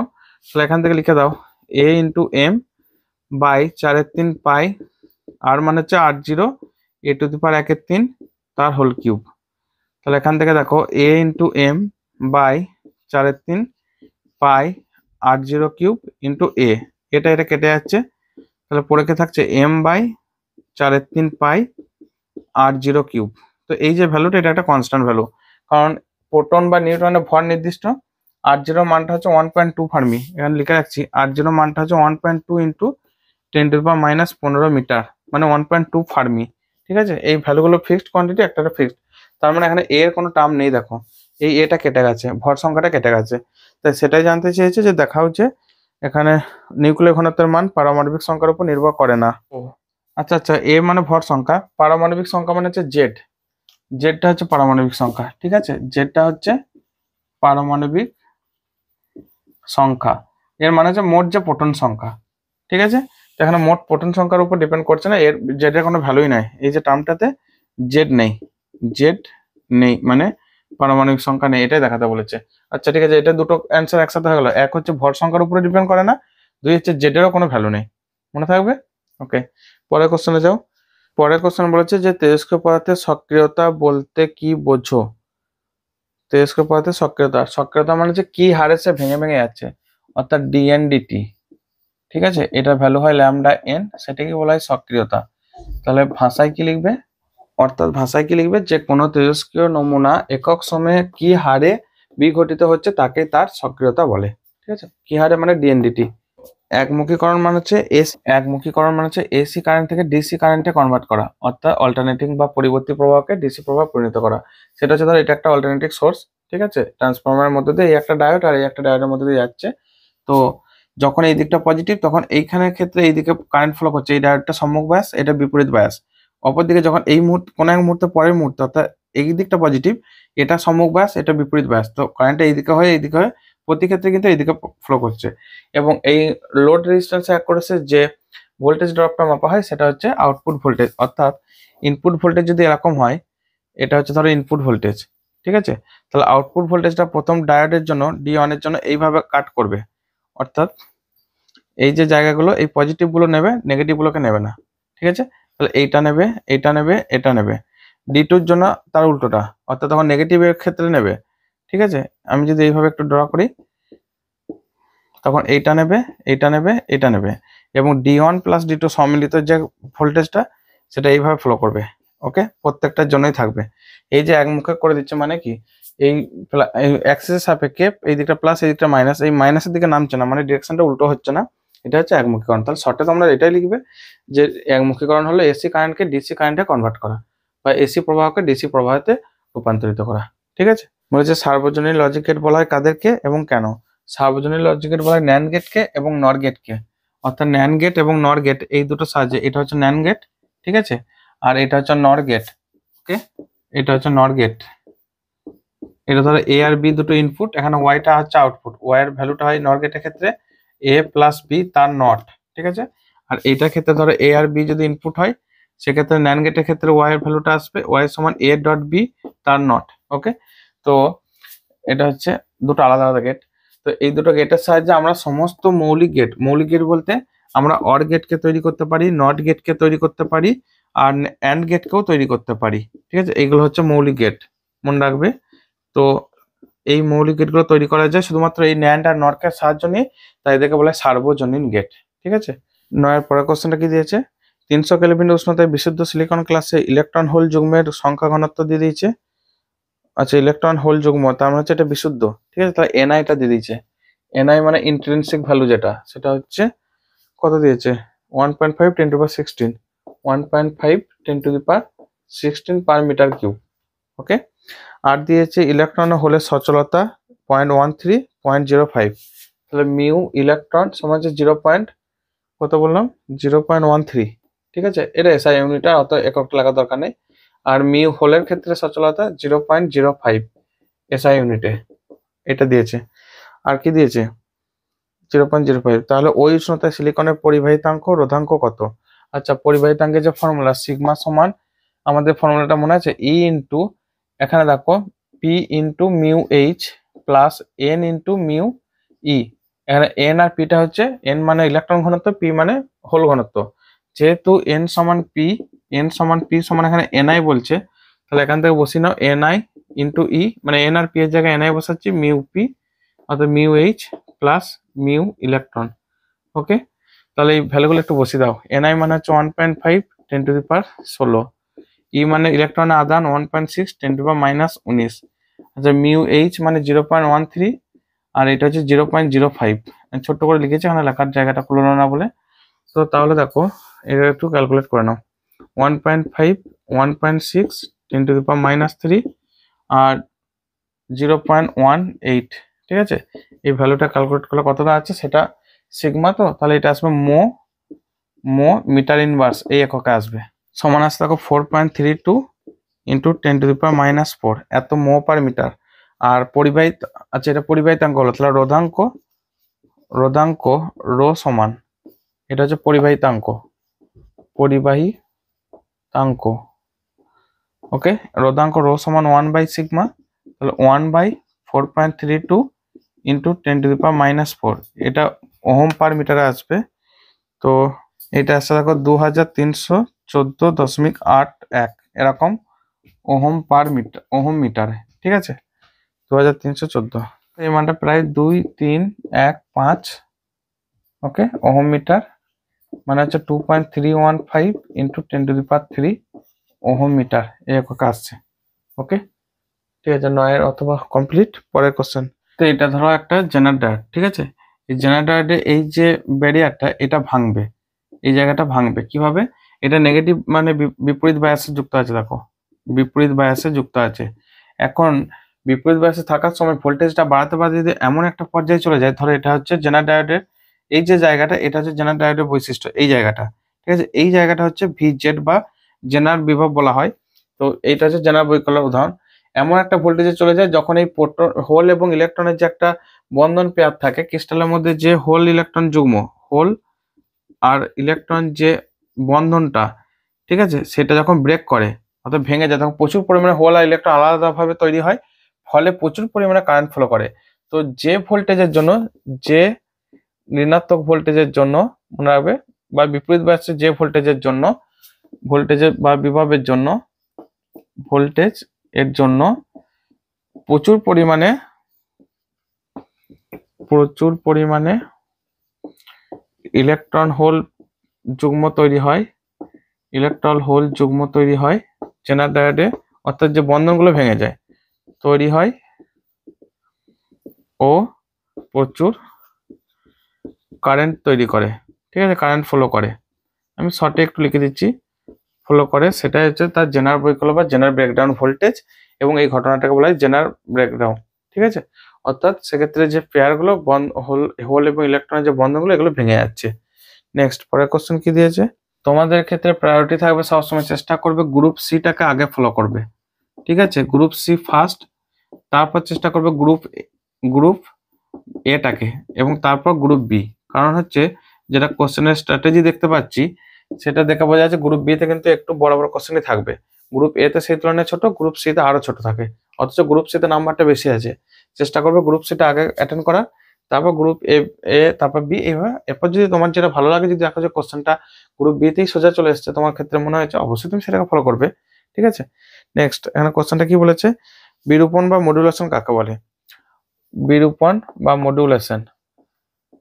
মডুলেশন। তো এখানে আমি একটু ভাষায় বলে দিচ্ছি, তোমরা ভালো করে লিখবে, এটা জাস্ট একটা থিওরি, যে উচ্চ কম্পাঙ্কের কোনো বার্তা, এটা হচ্ছে উচ্চ কম্পাঙ্কের কোনো বাহক, ঠিক আছে, এটা হচ্ছে বাহক, তার উপর কোনো একটা সংকেতকে, এটা ধরো সংকেত যেটা আমরা পাঠাবো, অর্থাৎ কিভাবে বলবো, যে কোনো সংকেতকে দূরবর্তী স্থানে পাঠানোর জন্য উচ্চ কম্পাঙ্কের কোনো বাহকের উপর ওই তথ্যটিকে আরোপিত করা বা চাপিয়ে দেওয়ার যে ঘটনা, তাকেই বলা হয় মডুলেশন বা বিরূপিত করার ঘটনা, ঠিক আছে। নেক্সট, পরের কোশ্চেন কি দিয়েছে? 32 কিমি দূরত্ব পর্যন্ত টেলিভিশন সম্প্রচার করতে হলে প্রেরক অ্যান্টেনাকে কত উচ্চতা রাখতে হবে? পৃথিবীর ব্যাসার্ধ এত দিয়েছে। দেখো এখানে কোশ্চেনটা বলেছে যে 32 কিমি দূরত্ব পর্যন্ত টেলিভিশন সম্প্রচার করা, মানে এইটা হচ্ছে অ্যান্টেনাটা, ঠিক আছে, অ্যান্টেনা থেকে 32 কিমি দূরত্ব, তার ডিটা হচ্ছে 32 কিমি, মানে 32,000 মিটার, অর্থাৎ 32,000 মিটার। আর এখান থেকে অ্যান্টেনার উচ্চতা হচ্ছে এইচ, ঠিক আছে, এটা হচ্ছে পৃথিবীর ব্যাসার্ধ আর, এটা একটা সমকোণী ত্রিভুজ, দেখো এটা একটা 90 ডিগ্রি অ্যাঙ্গেল মানে স্পর্শক তৈরি করছে। সেক্ষেত্রে আমরা যদি অ্যাপ্লাই করি d square plus r square সমান, এটা হবে আর প্লাস এইচ তার হোল স্কোয়ার, মানে r square plus 2RH plus h square. তো সেক্ষেত্রে এইচ স্কোয়ারটা খুবই নেগলিজিবল টার্ম, তাই এটাকে 0 করে দেওয়া যায়। আর সেক্ষেত্রে দেখো আর স্কোয়ার কাটিয়ে দিলে ডি স্কোয়ার সমান আসছে 2RH, অর্থাৎ ডি সমান আসছে √2RH, ঠিক আছে। তাহলে এখান থেকে ফর্মুলা লিখে রাখছি, বেতার দিগন্ত বলে এটাকে, বেতার দিগন্ত ডি সমান 2RH রুট, তাহলে এখান থেকে 2RH সমান ডি স্কোয়ার, এইচ সমান ডি স্কোয়ার বাই 2r। এই ভ্যালুটা বসিয়ে দাও। ডি স্কোয়ার মানে 32 কিমি, তাহলে 32 ইন্টু 1000 মিটার তার হোল স্কোয়ার। আচ্ছা 2 ইন্টু আর দিয়েছে 6.4 10⁶। ক্যালকুলেট করো না, 32 ইন্টু 32 10⁻³ স্কোয়ার মানে 10⁻6 বাই 2 ইন্টু 6.4 ইন্টু 10⁶। এটা কেটে যাচ্ছে, তাহলে পরে কে থাকছে, আচ্ছা 32 তো এখানে পরে থাকছে দেখো 32 ইন্টু 32 ইন্টু 10 বাই 2 গুণিত 64। তাহলে 32 দুগুণে 64, 2 দুগুণে 4, 4 8 32 মানে 80 মিটার। তাহলে অ্যান্টেনার দৈর্ঘ্য কত হবে, এখানে এইচটা হবে 80 মিটার। ঠিক আছে, এটা সিম্পল একটা অঙ্ক, সিম্পল একটা ফর্মুলা। ওকে, পরের কোশ্চেন দেখো, 10 অথবা একটি তথ্য সংকেতের সর্বোচ্চ কম্পাঙ্ক n0 হলে বিস্তার বিরূপিত তরঙ্গের প্রতিভেদ কত হবে? মনে রাখবে তার ডবল হয়। তথ্য সংকেতের সর্বোচ্চ কম্পাঙ্ক n0, তাহলে বিস্তার বিরূপিত তরঙ্গের যে প্রতিভেদ সেটা হবে 2n0। ঠিক আছে, অর্থাৎ এই যে একটা গ্রাফ আছে, এরকম করে গ্রাফটা আছে, এটা ধরো হাফ ওয়েভ ফ্রিকোয়েন্সি, এইখান থেকে এটা হচ্ছে প্রতিভেদ। ওকে, সেটা হচ্ছে এই ভ্যালুটা হচ্ছে n0। ওকে, n0, তাহলে এইখান থেকে এটা হবে 2n0। এটা একটু মনে রাখবে। এটা দেখছি 2 নম্বর দিয়েছে, তাহলে এক কাজ করো, এটা কিন্তু তোমাদের ক্যালকুলেশনটা করে বার করে দেখাতে হবে। তো যেহেতু এখানে দেখা যাচ্ছে যে 2 নম্বর দিয়েছে, ঠিক আছে, 2 নম্বর কোশ্চেনটাতে অ্যান্সার দিয়েছে, তাহলে কাজ করে এটা একটু ক্যালকুলেশনটা দেখাবে যে মডুলেটেড যে ওয়েভটা v0 sin ωt plus beta v0 sin ωt sin ωt, এটা জাস্ট লিখে দেবে, এটা মানে প্রমাণ করে দেখানোর দরকার নেই। ঠিক আছে, তো এখান থেকে এই sin ωt এটাকে ভাঙলে হাফ দিয়ে গুণ করে 2 দ্বারা গুণ করে sin a cos b সূত্র পেলে beta v0/2 cos of omega minus ωt cos of মানে cos of f minus b minus cos of a plus b omega plus omega। তো সেক্ষেত্রে যে রেঞ্জের পাল্লাটা হয় সেটা এই বিন্দুটা হচ্ছে ধরো ও বিন্দু, সেটা হচ্ছে মূল যে কম্পাঙ্কটা হচ্ছে ওমেগা, আর তার যে এই জায়গাটা বি সি, আর এইদিকে ধরো এ বি সি ডি দিলাম। ঠিক আছে, তো সেই যে পাল্লাটা হবে এখান থেকে এতটা, মানে সিডিটা ভ্যালু বার করলে omega plus del omega minus omega minus del omega. তো এটা আসলে 2 into omega plus del omega, এর মানে হচ্ছে 2 ইন্টু n0, অর্থাৎ 2 ইন্টু যে তথ্য সংকেতের সর্বোচ্চ কম্পাঙ্ক n0 সেই ভ্যালুটা। ঠিক আছে, এইটুকু করে দেখাবে। 2 নম্বর দিয়েছে যেহেতু, মানে এই যে চ্যাপ্টারটা তোমাদের যে ওই মডুলেশন যে চ্যাপ্টারটা, ওইটাতে খুব একটা থিওরি নিয়ে মাথা ঘামাবে না, কারণ ওখানে কিন্তু জাস্ট ছোট একটা ক্যালকুলেশন, তাই অত ভাবার দরকার নেই। ঠিক আছে, পরের কোশ্চেনটা দিচ্ছে ভূমি বা পৃষ্ঠ তরঙ্গের মাধ্যমে বেশি দূরত্ব পর্যন্ত সম্প্রচার সম্ভব না হওয়ার জন্য আলোর কোন ঘটনাটি দায়ী? সেটা অ্যান্সারটা লিখে রাখছি, বিয়ের দাগ অ্যান্সার এটা, আলোর শোষণ। অর্থাৎ শোষণ বেশি হওয়ার জন্য বেশি দূর পর্যন্ত আমাদের যে ভূমি তরঙ্গ বা পৃষ্ঠ তরঙ্গ সেটা সম্প্রচার করা সম্ভব হয় না। ঠিক আছে, ওইটুকু অ্যান্সার লিখবে। নেক্সট, এরপর আমরা সেকশন সি চলে যাচ্ছি। ইন্টারেস্টিং কোশ্চেন দেখো, 11 এ কোশ্চেনটা দিয়েছে যে সমতল দর্পণ কি অবশিষ্ট প্রতিবিম্ব গঠন করতে পারে? এক বাক্যে উত্তর না, এ সবসময় সমশীর্ষ প্রতিবিম্ব গঠন করে। ঠিক আছে, সমশীর্ষ প্রতিবিম্ব গঠন করে কে? সমতল দর্পণ। ওকে, সমশীর্ষ প্রতিবিম্ব গঠন করে, ও কখনো অবশিষ্ট প্রতিবিম্ব গঠন করতে পারে না। পরে কোশ্চেন দিয়েছে এক ব্যক্তি 3 মিটার ইনভার্স ক্ষমতা বিশিষ্ট, আচ্ছা, চশমা পরে চোখ থেকে 25 সেন্টিমিটার দূরে রাখা সংবাদপত্রের ছাপা অক্ষরগুলি পরিষ্কারভাবে দেখার জন্য খালি চোখে পড়তে হলে সংবাদপত্রটিকে কত দূরে রাখতে হবে?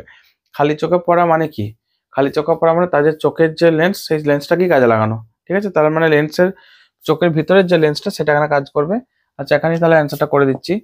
তার প্রথম ক্ষেত্রে কি বলেছে, পাওয়ারটা ক্ষমতা পি সমান 3 মিটার ইনভার্স, তাহলে এখান থেকে ফোকাসটা বার করানো 1/f সমান পি সমান 3 মিটার ইনভার্স, অর্থাৎ এফ এর মানটা আসবে 100/3 সেন্টিমিটার করে নেবে। ঠিক আছে, এটা হচ্ছে এফ।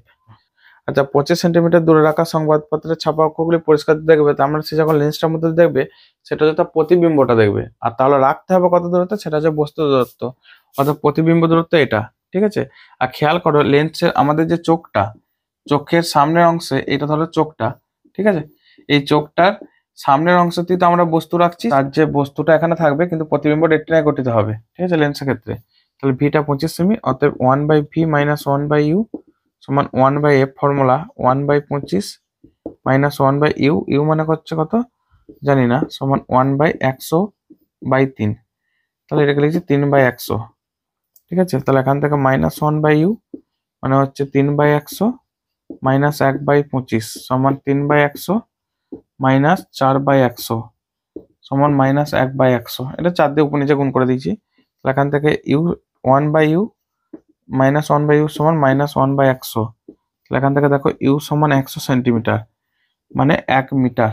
ঠিক আছে, অর্থাৎ 100 সেন্টিমিটার দূরে এখান থেকে রাখতে হবে, তবে সেটা এখানে প্রতিবিম্ব যেটা তৈরি করবে এর যে প্রতিবিম্ব, আমি রশ্মি চিত্র ভালো করে দেখাইনি, জাস্ট বুঝে নাও যে এখান থেকে প্রতিবিম্ব এখানে গিয়ে তৈরি করবে। ঠিক আছে, এখানে অত দেখানোর দরকার নেই। তো সেক্ষেত্রে এটা হচ্ছে 1 মিটার দূরে রাখতে হবে বা 100 সেন্টিমিটার দূরে। পরের কোশ্চেন কি দিয়েছে, একটি উত্তল লেন্স যার মিউটা 1.5 জলে মিউ ডব্লিউ 1.33 তে ডোবানো হলো। লেন্সটি ফোকাস দৈর্ঘ্য বায়ুর মাধ্যমে 25 সেন্টিমিটার হলে জলের মধ্যে ফোকাস দৈর্ঘ্য কত হবে? লেন্স মেকার্স ফর্মুলাটা ইউজ করো, সেটা হচ্ছে 1/fa, এটা হচ্ছে বায়ুতে। ঠিক আছে, বায়ুতে 1/fa সমান হবে মিউ জি, কার সাপেক্ষে? বায়ুর সাপেক্ষে, কারণ বায়ুতে লেন্স আছে, ইন্টু 1/r1 মাইনাস 1/r2। এই r1 r2টা হচ্ছে লেন্সের যে দু প্রান্তে বক্রতা ব্যাসার্ধ, অত আর ছবি আঁকার দরকার নেই।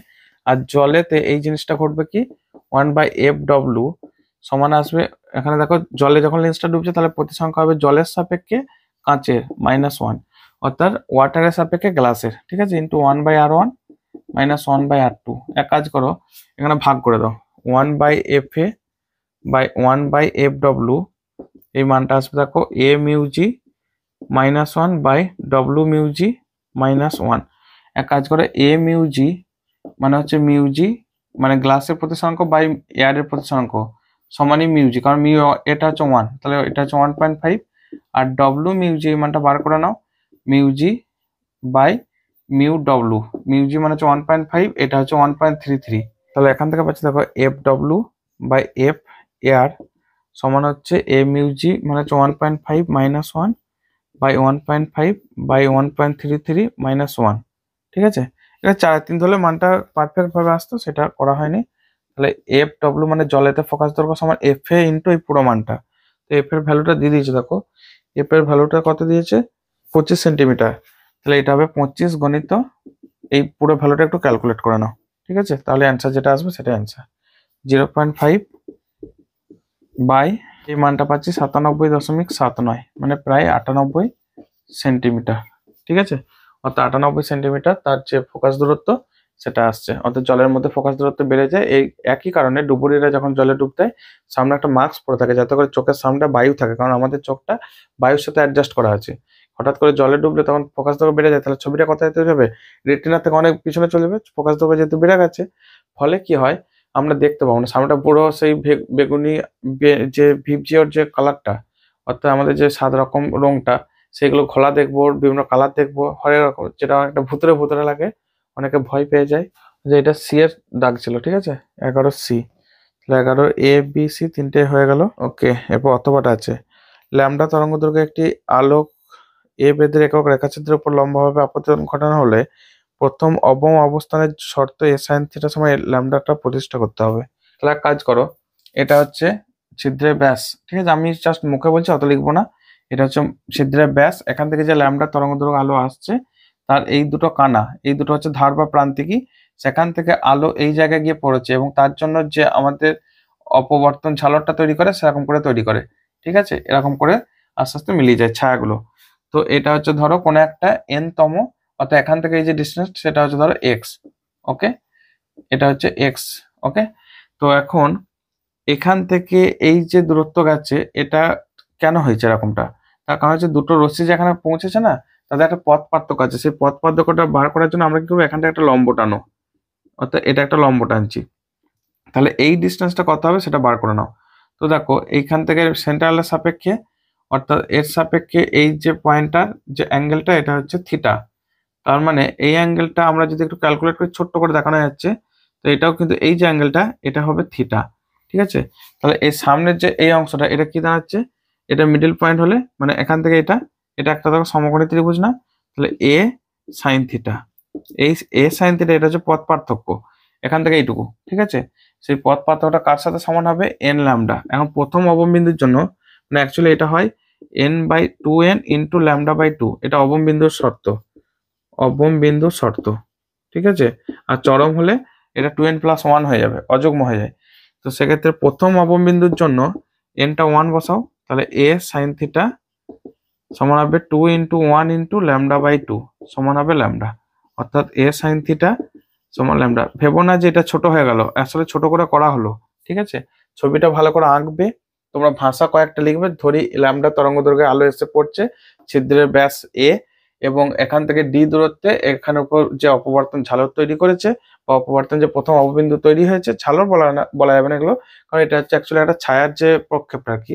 তো যাই হোক, সেগুলো করে তারপর তোমরা এইটুকু করবে, তাহলে 2 নম্বর আরামসে পাবে। মানে এই জায়গাটা একটু স্মার্ট বুদ্ধি অ্যাপ্লাই করবে, বেশি লেখালেখির দরকার নেই। ফিজিক্স অত লেখা কে দেখবে, ফিজিক্সের স্যারও বিরক্ত ধরে যায় অত লিখতে, মানে অত লেখা পড়তে গিয়ে, বুঝতে পারছো। ইতিহাস ভূগোল ঠিক আছে, গাদা গাদা লিখে যাও, ছেড়ে লিখে যাও, ইতিহাসে বিশেষ করে বা বাংলার ক্ষেত্রে, কিন্তু এই ফিজিক্স কেমিস্ট্রি এত লিখতে যাও না। জাস্ট ইম্পর্টেন্ট জিনিসগুলো দেবে, আর ছবিটা সবসময় ফলো করবে, মানে একটা ছবি 10টা কথা বলে, এটা মাথায় রাখবে।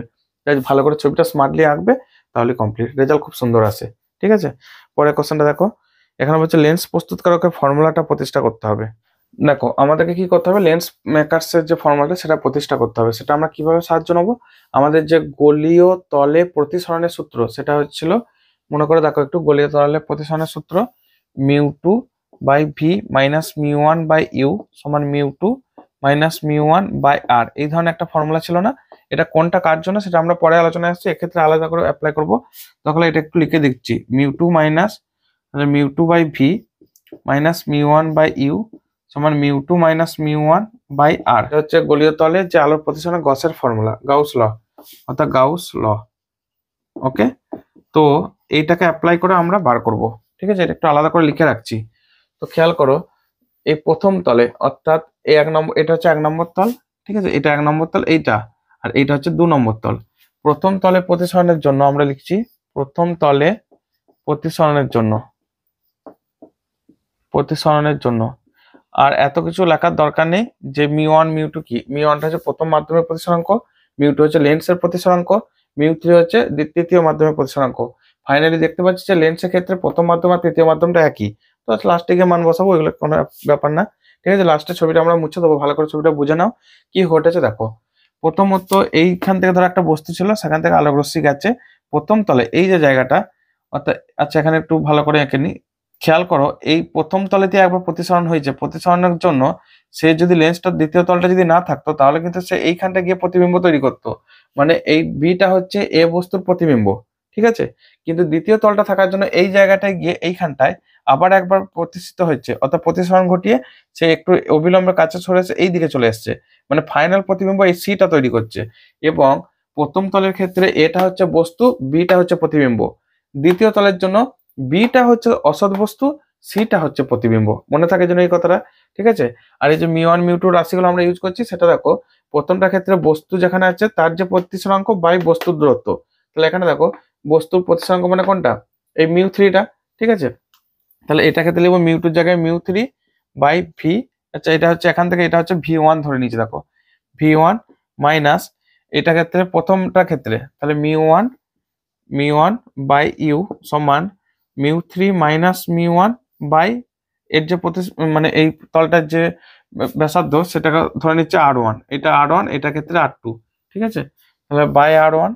দ্বিতীয় তলের ক্ষেত্রে দেখো এক্ষেত্রে বস্তু কোনটা, বস্তু হচ্ছে এটা, ঠিক আছে, v1, তাহলে μ3/v1, আর প্রতিবিম্ব কোনটা, এটা, তাহলে এখান থেকে লিখবো μ2, আচ্ছা এটা হচ্ছে μ2/v মাইনাস μ3/v1 সমান হচ্ছে, দেখো এই জায়গাটা μ3, এই দুটো কার, μ3 আর μ2 নিয়ে আলোচনা, তাহলে μ3 মাইনাস μ2/r2, ঠিক আছে। এই দুটোকে একটু যোগ করে দাও, তাহলে μ3/v1 কেটে যাবে, পরে থাকছে দেখো μ2/v মাইনাস μ1/u, 1+2 করে, 1+2 যোগ করে, এটা ধরো 1 নম্বর ইকুয়েশন, আর এটা 2 নম্বর ইকুয়েশন, ঠিক আছে। তাহলে এটা আসছে, এইটাকে যোগ করে দাও, μ3 minus μ1/r1 plus μ3 minus μ2/r2। আচ্ছা কাজ করো, যেহেতু μ1 এবং μ2 দেখো এই লেন্সটার চারপাশে তো একই মিডিয়া, মানে বাতাস বা বায়ু, তাহলে এক কাজ করে μ1 সমান μ2 সমান বায়ুর জন্য 1 ধরে নাও, μ1 সমান μ3 সমান 1, আর μ2টাকে শুধুমাত্র মিউ ধরে নাও, কারণ 1 3 এগুলো না থাকলে 2 এর কোনো ভ্যালু নাই, শুধু মিউ লেখা যায়। ঠিক আছে, তাহলে এখান থেকে দেখো μ2টাকে কি লিখবো বললাম, μ/v মাইনাস μ1টাকে কি লিখবো 1/u। আচ্ছা এক কাজ করে এটা একটু চেঞ্জ করে নাও, μ1 μ2 এটাকে μ3 করবে লাস্টেরটা। ঠিক আছে, তাহলে একটু চেঞ্জ হবে, এখানে μ3/v1 মাইনাস μ1/u, এটা ঠিক আছে। দ্বিতীয়টা ক্ষেত্রে দেখো μ2/v মাইনাস μ3/v1 সমান μ3 মাইনাস μ2/r2, ঠিক আছে। তাহলে এখানে একটু চেঞ্জ হবে কি, μ1 সমান μ2 সমান 1, আর এটা μ3টাকে আমরা মিউ ধরবো। ঠিক আছে, তাহলে μ1 μ2 এগুলো হচ্ছে 1 হবে, 1 মাইনাস 1/u, যেহেতু এইভাবে ধরতে হবে, বায়ুটাকে এটা 1 এটা 2 এটাকে 3 ধরবো আর কি। তো একটু ধরাটা ভুল ছিল, তাহলে এটা আসলে দেখো μ3 মানে হচ্ছে mu minus 1/r1 plus 1 minus μ/r2। ঠিক আছে, μ1 μ2 যেগুলো আছে সেগুলো জায়গায় 1 বসিয়ে দিচ্ছি। তাহলে দেখো এইখানটা যখন চেঞ্জ করছে এইখানটা একটু চেঞ্জ হবে, μ2 মাইনাস μ3/r2।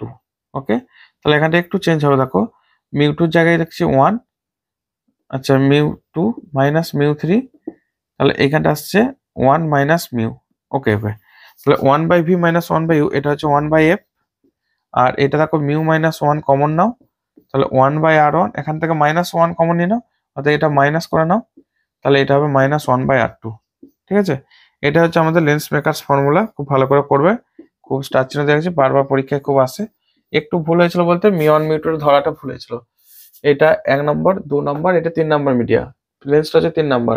তাহলে এইটা থেকে যখন যাচ্ছে 1 আর 3 এর মধ্যে খেলা, তাহলে 3, আর এটা 3 মাইনাস 1। ঠিক আছে, এইখানটা যখন করছে তখন 3 আর 2 এর মধ্যে খেলা, এখানে 2টা হচ্ছে প্রতিবস্তু। ঠিক আছে, তাহলে 2 আর 3 এর মধ্যে খেলা, 2টা এখানে বস্তু হিসেবে কাজ করবে, এতদূর ঠিক আছে। তাহলে এখান থেকে ক্যালকুলেট করলে এটা আসবে, ভালো করে প্রতিষ্ঠা করবে। ওকে, লাস্টের দিক তো অনেকক্ষণ সেই থেকে রেকর্ড চলছে, যে কারণে মাথা হ্যাং হয়ে যাচ্ছিল, তাই একটু গন্ডগোল হয়েছিল, তোমরা একটু অ্যাডজাস্ট করে নেবে। ঠিক আছে, নেক্সট পরের কোশ্চেন, সর্বশেষ দেখো কোশ্চেনটা বলেছে যে শক্তিপটির ধারণা থেকে পরিবাহী, অর্ধপরিবাহী এবং অন্তরকের মধ্যে পার্থক্য লেখো। দেখো পরিবাহীর ক্ষেত্রে কি হয়, এটা হচ্ছে যে কালো রঙের কালারে যেটা দেখছো এটা হচ্ছে অ্যাকচুয়ালি কন্ডাকশন ব্যান্ড, আর এটা হচ্ছে ভ্যালেন্স ব্যান্ড। ঠিক আছে, ভিবি মানে হচ্ছে ভ্যালেন্স ব্যান্ড, ভিবি এটা হচ্ছে ভ্যালেন্স ব্যান্ড, ওকে, বা যোজ্যতা পটি, আর সিবি মানে হচ্ছে পরিবহন পটি বা কন্ডাকশন ব্যান্ড। ওকে, কন্ডাকশন ব্যান্ড। তো খেয়াল করো পরিবাহীর ক্ষেত্রে কি হয়, এই ভ্যালেন্স ব্যান্ড এবং কন্ডাকশন ব্যান্ড, এই যে জায়গাটা দেখছো এই জায়গাটা একে অপরের উপর ওভারল্যাপ করেছে, মানে উপরিপাতন। ঠিক আছে, এটাকে এক বাক্যে বলতে গেলে উপরিপাতন। ওকে, তো এর ফলে কি হচ্ছে, এই জায়গাটাতে যেহেতু ওভারল্যাপ করেছে, সহজে ইলেকট্রন কিন্তু টুকুস করে কন্ডাকশন ব্যান্ডে ফ্লো করতে পারছে, কন্ডাকশন ব্যান্ডে যাওয়ার ফলে কারেন্ট ফ্লো করতে পারে, তাই পরিবাহী সহজে কারেন্ট ফ্লো করতে পারে। অর্ধপরিবাহীর ক্ষেত্রে কি হচ্ছে, এখানে এই যে ভ্যালেন্স ব্যান্ড আর এই যে কন্ডাকশন ব্যান্ড, এদের মধ্যে সামান্য একটা এনার্জি গ্যাপ আছে, ইজি সামান্য একটা এখান থেকে এইটুকু এনার্জি গ্যাপ আছে, যেটার মান প্রায় 1 ইলেকট্রন ভোল্টের কাছাকাছি। ঠিক আছে, তো সামান্য একটু ইলেকট্রন ভোল্ট দিলেই প্রায় 1.1 ইলেকট্রন ভোল্টের কাছাকাছি, তখন এই ভ্যালেন্স ব্যান্ড থেকে ইলেকট্রন লাফিয়ে কন্ডাকশন ব্যান্ডে ফ্লো করতে পারে, একটু উষ্ণতা পেলেই বা একটু সুবিধা পেয়ে গেলেই। ঠিক আছে, যে কারণে অর্ধপরিবাহী তারপরে ফ্লো করে। আর কুপরিবাহীর ক্ষেত্রে কি হয়, এই যে গ্যাপটা, অর্থাৎ এই গ্যাপটা অনেক বেশি, ইজি যে গ্যাপটা, এই গ্যাপটা দেখো অনেক বেশি, এখান থেকে এতটা। ঠিক আছে, যে মানটা প্রায় 3 ইলেকট্রন ভোল্টের কাছাকাছি হয়, যেখানে এখানে সহজে ইলেকট্রন কিন্তু ভ্যালেন্স ব্যান্ডকে ছাড়িয়ে কন্ডাকশন ব্যান্ডে পৌঁছাতে পারে না। ভ্যালেন্স ব্যান্ড বলতে যে কক্ষপথে ইলেকট্রনগুলো ঘুরছে নিউক্লিয়াসের চারপাশে, তারা হচ্ছে ভ্যালেন্স ইলেকট্রন, তারা যে শক্তি স্তরে থাকছে সেটাকে হচ্ছে ভ্যালেন্স ব্যান্ড। আর যখন একটা ইলেকট্রন কক্ষপথ থেকে ছেড়ে বেরিয়ে আসছে, সেই সময় তাকে তো এক্সট্রা একটা ইলেকট্রনকে এনার্জি দেওয়া হয়েছে, সেই এনার্জিটা পাওয়ার ফলে সে যে এক্সট্রা আরো এনার্জি নিয়েছে, সেটা সেই শক্তি স্তর যেটা, সেটাকে বলা হচ্ছে কন্ডাকশন ব্যান্ড। অর্থাৎ সেই জায়গাগুলো সমস্ত শক্তি স্তরগুলো ইলেকট্রনগুলো মিলে যে ব্যান্ড তৈরি করে বা পটি তৈরি করে, সেটা হচ্ছে কন্ডাকশন ব্যান্ড। ঠিক আছে, তো এক্ষেত্রে ইলেকট্রন যেহেতু ভ্যালেন্স ব্যান্ড থেকে পরিবহন পটিতে যেতে পারে না, তাই সহজে কুপরিবাহী পদার্থ পরিবহন করতে পারে না। তোমরা 2-4 কথা ভাষাতে লিখবে, যেগুলো মুখে বললাম।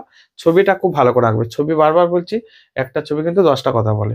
ঠিক আছে, পরের কোশ্চেন দেখো, পরের কোশ্চেন বলছে সৌরকোষ নির্মাণের জন্য সাধারণত গ্যালিয়াম আর্সেনাইড ব্যবহার করা হয় কেন? এর কয়েকটা কারণ আছে অবশ্যই। তো দেখো সৌরকোষের ক্ষেত্রে গ্যালিয়াম আর্সেনাইড ব্যবহারের কয়েকটা কারণ আছে। 1 নম্বর কারণ হচ্ছে এদের যে পটি ব্যবধান সেটা প্রায় 1.3 ইলেকট্রন ভোল্টের কাছাকাছি হয়, যেটা আমাদের যে সৌরশক্তি আসছে, অর্থাৎ সূর্যের যে ফোটন কণার শক্তি, সিএইচ বাই ল্যামডা বা এইচ নিউ এর সাথে প্রায় প্রায় কাছাকাছি মিলে যায়, যার ফলে খুব সহজেই এখান থেকে কিন্তু ইলেকট্রন নিঃসরণ করতে পারে। ঠিক আছে, তাহলে একটা নম্বর লিখবে। আমরা এখানে স্ক্রিনে একটু লেখাটা দিয়ে দিচ্ছি, তোমরা ভালো করে এটা দেখে নেবে যে এর প্রতি ব্যবধানটা প্রায় 1.3 ইলেকট্রন ভোল্ট, যেটা সৌরশক্তি ফোটনের এনার্জি কাছাকাছি। 2 নম্বর হচ্ছে এটা সস্তাতেই পাওয়া যায়। ঠিক আছে, 3 নম্বর হচ্ছে এটা খুব দ্রুত এবং তাৎক্ষণিকভাবে কাজ করতে পারে। ওকে, 4 নম্বর হচ্ছে যে এর যে এফিসিয়েন্সি অর্থাৎ কর্মদক্ষতা যথেষ্ট হাই। ফলে কি হয়, আমাদের যে সূর্যরশ্মি যতটা বেশিরভাগ পড়লো, বেশিরভাগটা কিন্তু ওখানে ফোটন থেকে ইলেকট্রন নিঃসরণ করতে সাহায্য করে, যে কারণে বেশি এখানে সূর্যরশ্মিটা মানে নষ্ট হয় না। বুঝা যাচ্ছে, কর্মদক্ষতা হয়। আরো বেশ কয়েকটা কারণ রয়েছে, তোমরা কারণগুলো একটু স্ক্রিনের লেখাটা দেখে পড়ে নেবে। ঠিক আছে, পরের কোশ্চেন, লাস্টের দিক। প্রতীক চিহ্ন সহ নট গেট কাকে বলে লেখো। নট গেটের চিহ্ন হচ্ছে এটা। এখানে ধরো এ যদি দিই, এই যে এই আউটপুট হবে এ ইকুয়ালস ওয়াই নট, অর্থাৎ y equals y equals a not a. ঠিক আছে, এটা হচ্ছে নট গেটের প্রতীক, নট গেট। ওকে, আর কি বলেছে, নট কাকে বলে, যে ডিজিটাল বর্তনীতে যে লজিক গেটের সাহায্যে আমরা কোনো ইনপুট বর্তনীর নটটাকে আমরা আনতে পারি, অর্থাৎ ইনপুট বর্তনী যেটা থাকবে তাকে উল্টো করে দিতে পারি। ঠিক আছে, আউটপুটে তার পরিপূরকটা তৈরি করতে পারি। এখানে শর্টে লিখে দিচ্ছি, ডিজিটাল বর্তনীতে যে গেটের সাহায্যে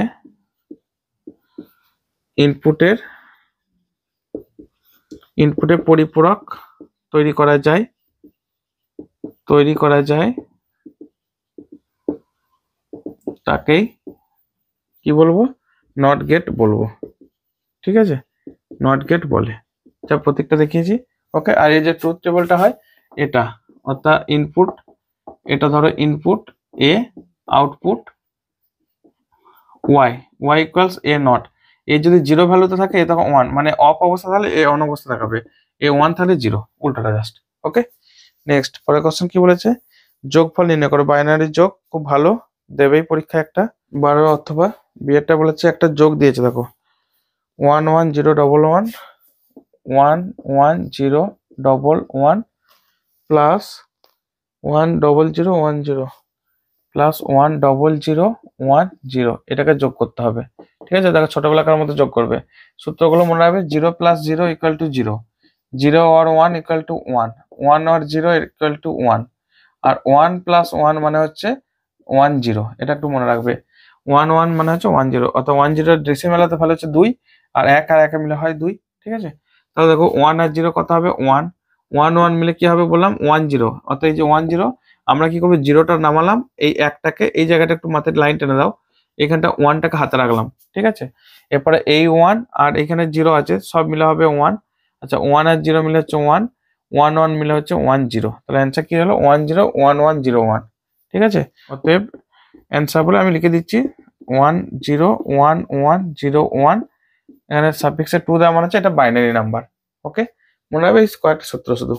আচ্ছা, পরের কোশ্চেন কি দিয়েছে, প্রদত্ত বুলিয়ান সম্পর্কটি প্রমাণ করো। দেখো, এই বুলিয়ান অ্যালজেব্রার সম্পর্কটা প্রমাণ করতে হবে। আমরা কাজ করে লেফট হ্যান্ড সাইড থেকে শুরু করছি, অর্থাৎ বাম পক্ষ।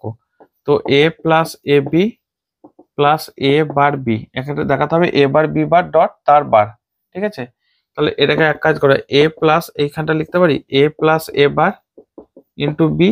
মনে রাখবো কয়েকটা সম্পর্ক, এ প্লাস এ বার মানে হচ্ছে 1, এ প্লাস 1 ইন্টু বি, এ প্লাস এ বারের জায়গায় 1 লিখছে এই জায়গাটা, তাহলে এ প্লাস বি।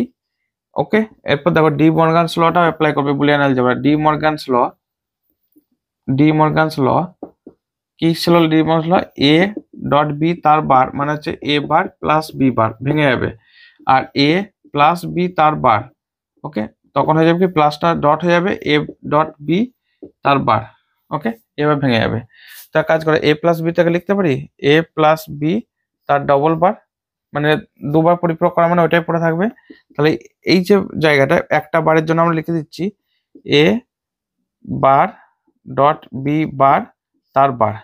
তাহলে কি দাঁড়ালো, দেখো ডি মর্গানস ল অ্যাপ্লাই করেছি, উপরের যে একটা বার আছে ওটাকে রেখে দিয়েছি, উপরে বারটা যেমন আছে রেখে দিয়েছি, নিচের এই বারটা দেখো প্লাসটা ভেঙে ডট করেছি, আর এই বারটাকে ভেঙে দুবার বার ভেঙে দিয়েছি, যেটা এই সূত্রটা প্লাসটা ভেঙে ডট করেছি, আর এই একটা বারকে ভেঙে এখানে একটা একটা করে ভেঙে দিচ্ছি, ঠিক আছে। আর উপরের যে বারটা সেটা হবে, আচ্ছা এটার মানে মনে রাখবে যে এ ডবল বার মানে হচ্ছে এ, অর্থাৎ তুমি ধরো একবার ডিগবাজি খেলে আর একবার ডিগবাজি খেলে, তার মানে কি তুমি অ্যাকচুয়ালি সোজা হয়ে গেলে, অর্থাৎ একবার এর পরিপূরক নিলাম আর একবার পরিপূরক নিলাম, এখন ডবল বার মানে হচ্ছে একবার পরিপূরক আবার একবার পরিপূরক, তার মানে সেইটাই ফিরে আসবে, ঠিক আছে। আমাদের কোশ্চেন শেষ হলো মডেল নাম্বার 3। তোমাদের ভিডিওগুলো কেমন লাগছে আমাদের অবশ্যই কমেন্ট করে জানাও, ওকে।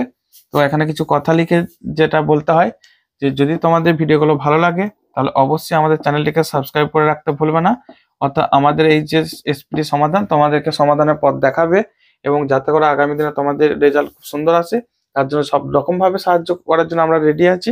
তোমরা আমাদেরকে এইটুকুই সাহায্য করো, ভিডিওটিকে তোমার বন্ধুদেরকে শেয়ার করে দাও, যাতে করে তোমার সাথে সাথে আরো 5টা বন্ধু যেন হেল্প পায়, কারণ অন্যকে হেল্প করলে কিন্তু মাথায় রাখবে তুমি নিজেও আরো বেশি বেশি হেল্প পাবে, ঠিক আছে। আর তোমার যে মতামত সেটা আমাদের কমেন্টের মাধ্যমে জানাতে ভুলবে না। যদি ভিডিও ভালো লাগে অবশ্যই একটি আমাদের লাইক দিতে ভুলবে না, যাতে করে আমাদের পরের ভিডিও বানাতে আরো উৎসাহিত বোধ করি আমরা নিজেরা, ঠিক আছে। বুঝতে পারছো লং ভিডিও একটানা রেকর্ড করা যথেষ্ট চাপের, তবু চেষ্টা করা হয় যতটা সম্ভব তাড়াতাড়ি রেকর্ড করে নেওয়া, ওকে। দেখা হবে পরের ভিডিওতে, আজকের মতো টাটা, বাই বাই।